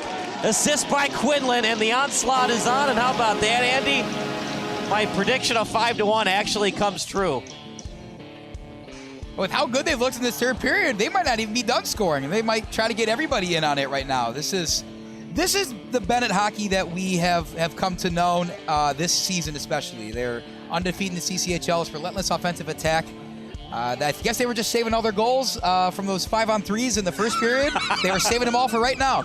It is an onslaught right now at Seven Bridges. So you're saying they have to wait till the third period because that's where our Nielsen ratings are at the highest? Yeah. When people are watching the most, we got to save them for the third period? Oh, absolutely. You got to get your Kodak moment and be on the broadcast looking good for everybody watching back home. Boy, oh boy, oh boy. 5-1 lead. It was 1-1, by the way, everybody. 4 unanswered goals. All 4 goals scored by Benet in this period. By the way, only 2 even-strength goals scored by the Red Wings. That was a huge hit. Hopefully that door's still working. That was right where the door was, I was about to say, yeah. We're going to have to call the handy-dandy carpenter. The sledgehammer? The sledgehammer master. That was something else. We waited forever for him to come here, and then he just brought a sledgehammer. I was thinking there's some special tool or... I thought we were going to bring a guy with like a toolbox, like Bob the Builder. Yeah. Bob Builder was not on the way. I guess he was on vacation. Yeah, I don't know who that was. It just looked like somebody's older brother that just like happened to bring a sledgehammer to the game. That's actually what it appeared to be. I don't think that's the case, but my question is, if that's somebody's older brother, why does he have a sledgehammer in his car at all times? Unless he's a construction worker. I guess don't ask questions you don't want to know the answer to, Kyle. I think of that famous Miller Lite commercial. It's so funny. So it was a Super Bowl commercial. And so there's a hitchhiker wanting a ride. And he's got a hatchet in one hand and Bud Light in the other. And the guy's wife in the car is like, no, the guy's like, should we pick him up? And the wife is like, he's got an axe. Yeah, but he's also got Bud Light and an axe. I'm sure there's a reason for it. So they pull over to the side of the road, and the guy asks the other guy with the axe, "Hey, buddy, what's the axe for?" "It's a bottle opener." Get in. Amazing commercial, and it doesn't end. So they show the Bud Light product placement, and then the guy with the axe is in the back seat. And then they see another hitchhiker, and the guy's like, the husband's like, "Hey, he's got Bud Light. He had a chainsaw." I'm sure there's a very good reason. It was the Super Bowl commercial the year the Bears were in the Super Bowl. So circa 2007. Oh, the Rex Grossman year. Yeah. That was a tough year. Sorry about that. You know, he was NFC Player of the Month in September of that year, because they started the year 4-0. So he was NFC Offensive Player of the Month. And he finished the year with 20 interceptions. Oh, goodness. But that's not the most in Bears single-season history, as that's off the skate of DiCosola. That shot, basic again. I mean, he's had to stand on his head all night. And it stinks for his stat sheet. Look, box scores really don't matter, but you look at the box score, and, you know, an average hockey fan looks at it, well, Masick was only 5 of 30. Are you kidding me? This is probably going to be a game ejection on Burgess. And if Marmion's not careful, Andy, they might just call a forfeit and end this game with 1:38 to go, because nobody wants to see a fight on the ice. It's a disappointing result. You get 4 goals scored on you in the third period, and you know this one is as good as wrapped up. But you don't have to go out there and kind of, I mean, for lack of a better term, kind of embarrass yourself in the team. No headhunting. Look, I know you're frustrated, but punching a guy in the cage or pushing him after the whistle, it's not going to solve the issue of you giving up 4 unanswered goals this period. And the main issue is you're committing too many penalties. Yeah, that was a pretty good microcosm of what today has been like for Marmion. Just I think lack of discipline on a lot of the skaters' parts kind of failed them today. I mean, they looked very formidable all through the game. Without those penalties, probably having a much different conversation right now. As it sits, though, they've dug themselves into this 4-goal deficit that will probably be the final score. It was 2-1. I mean, look now, even Eric's showing how many penalties there are. This is insane. And look, you need to pick up your goalie. it's not just that you lost the hockey game. You put your teammate, your warrior teammate, with that slapper, one-timer goes wide by Holek.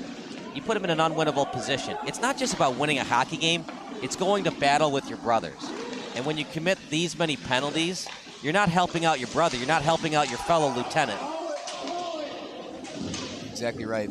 It's you don't want to go out there and let your emotions get the best of you. Do something like that, whatever it happens to be. Put yourself in the box and kind of let your teammates down. So as of right now, is that pass out front. Loose puck, and nice job with the stick of Macek. You look at the box score, if you're an average Marmion fan, well, Macek was only 25 of 30. Definitely not the story. Yeah.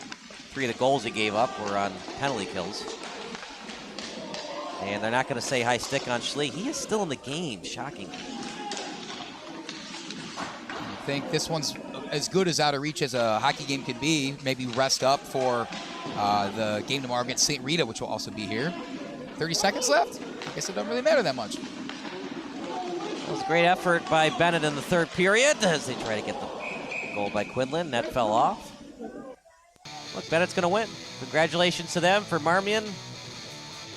A lot of soul searching for them. There's a long conversation to be had. I don't think it should just be had between the coaching staff and the players, but I think both the coaching staff and the players kind of need to talk amongst themselves to figure out, you know, where has this gone so wrong for us? Because, like, this season's not a waste for them by any means.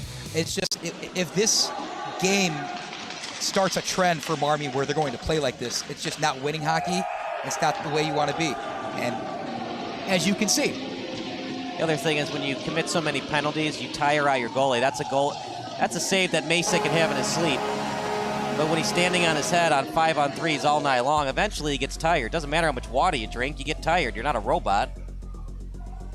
And, well, are they going to do the running clock? Probably not. I mean, there's 12 seconds left. There's no point now. Nope, yeah. Marmion asked a lot of Macek today, and I think at times they helped him out on defense.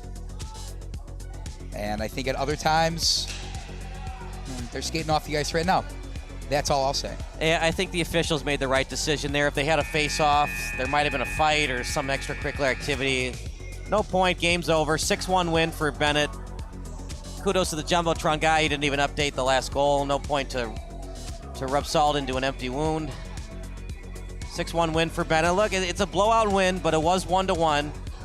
At the end of the second period, Ide scored wide open in front of the net, and then too many penalties committed by Benet. Andrew, who were your 3 stars of the game?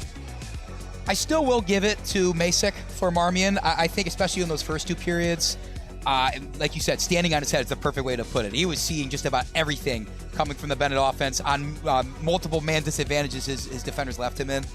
Got to hand it to Luca DiCosola. Found the net a couple times in the third period. Pushed this one way out of reach for Marmion. Third star. Kind of hard to pick a certain direction to go in. What do you say? What say you, partner? Well, Ide had the game winner. Did you say Ide yet? I did not say Ide yet. That's a good point, yeah. So number 1 star, I think, is Macek because Marmion had no chance being in this game without him. Number 2 star, he scored 2 goals. We'll give it to Luca DiCosola.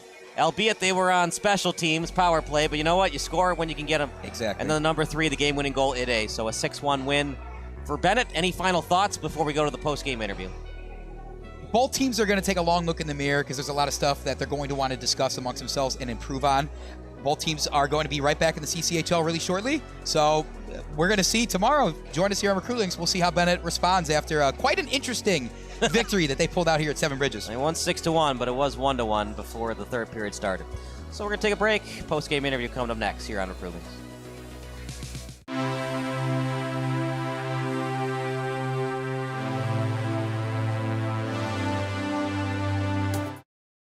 Brian's Garage Door Solutions. 25 years of expert residential and commercial garage door design, sales, and service, and almost 1,000 5-star Google reviews.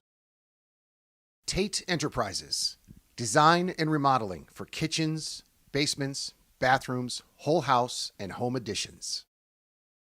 Max Heads Custom Kick Drum Heads. Design online, upload, create, rock. If you're in a band, you need a Max Head.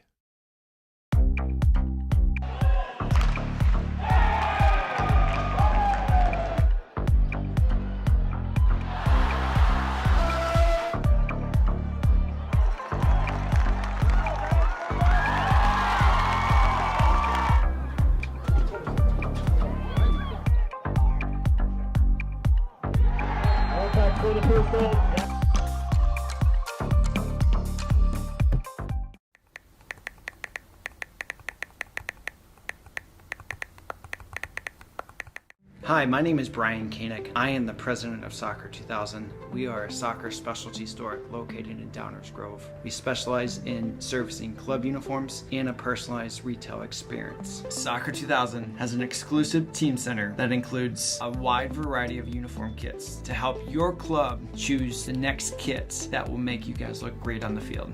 Contact us at 630-241-9500 or find us online at soccer2000.com.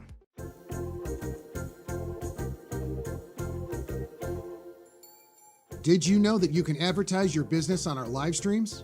You sure can. Contact us about the numerous advertising opportunities we offer to local businesses during our sports live streams. Build brand awareness, engage customers, and support your local sports teams. Contact us for more information.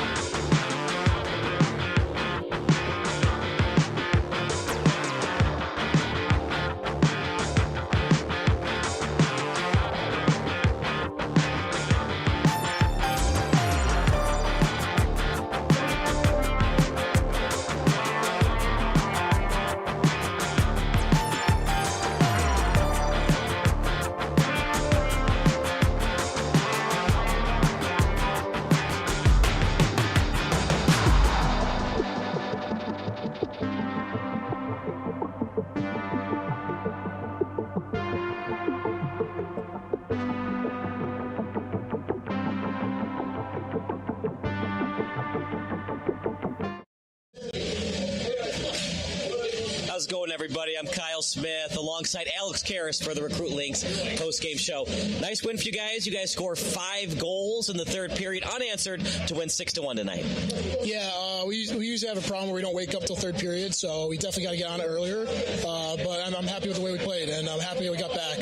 So, what were you guys doing on the ice? Seemed like it frustrated the Cadets in that third period, and they committed one too many penalties, and then Luca DiCosola with a couple of goals to put it away. Oh, yeah, we just got to move our feet, speed kills, we weren't skating fast, so we just got to get going. And when they chase after us, instead of moving with us and they hack at us, they'll trip us, they'll call penalties, and really just got to move quickly. What was Noah Masek doing in the first and second periods that made it tough for you guys? Who? Sorry? Noah Masek, the opposing goalie for Marmion. Oh, I don't know if it was the goalie. I mean, I'll be honest, it's definitely us. I definitely think we made him look good.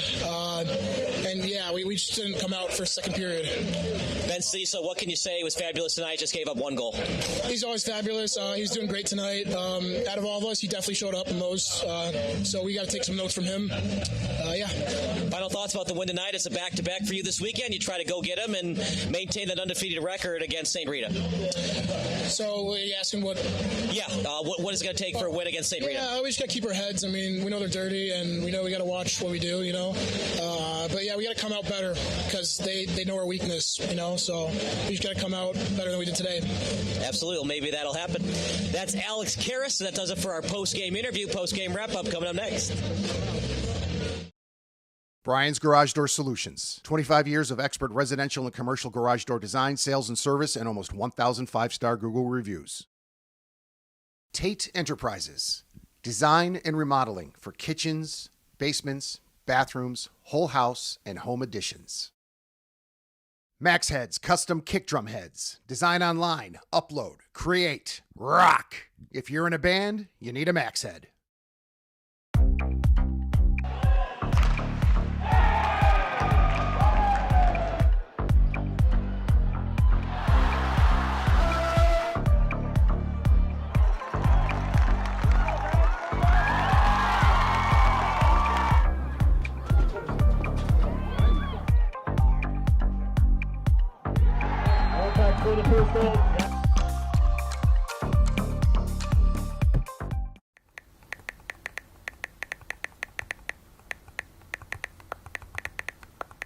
Hi, my name is Brian Koenig. I am the president of Soccer 2000. We are a soccer specialty store located in Downers Grove. We specialize in servicing club uniforms and a personalized retail experience. Soccer 2000 has an exclusive team center that includes a wide variety of uniform kits to help your club choose the next kits that will make you guys look great on the field.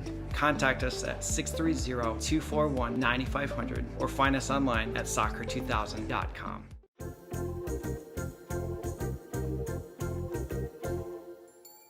Did you know that you can advertise your business on our live streams? You sure can. Contact us about the numerous advertising opportunities we offer to local businesses during our sports live streams. Build brand awareness, engage customers, and support your local sports teams. Contact us for more information.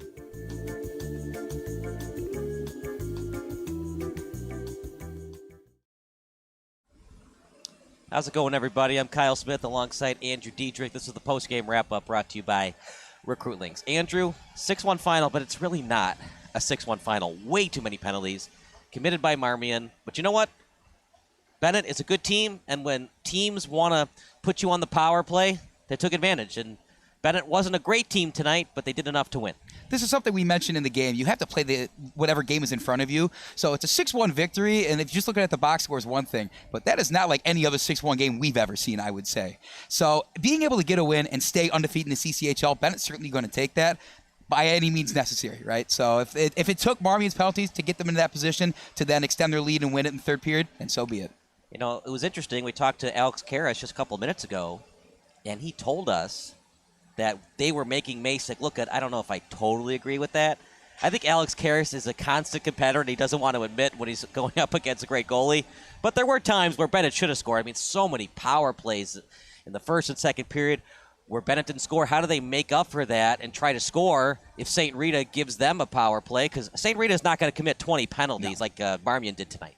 Benet did the right things in for a majority of this game. Even if they were a little bit out of sync, even if they were working with a man disadvantage, whatever it was, they continue to push the pace. They dictate the flow of the game. They always have in almost every game that they've played in, and that's how they win hockey games and continue with their relentless attack. It's just a matter of continuing to play that game, not losing faith in the process. I think the coaching staff kind of has a tall order in their hands and making sure that everybody still believes in the philosophy that they have and building around that. Because it looked pretty rough there. I think we can all agree on that for a little bit. But Benet came out with a victory in this one after kind of getting back to their roots. We saw what a great third period that was. Can they parlay that into success tomorrow against St. Rita? Yeah, we'll see if Ben Ciesla starts on a back-to-back or if they go to Christensen or Kane. Nice win for Benet. Not a great win, but a nice win for Marmion. What else can you say? When you commit over 15 penalties, you put yourself in this position. Masek did all he could, but eventually it was an unwinning battle for him. Yeah, it's you got to be like a goldfish, have that short memory.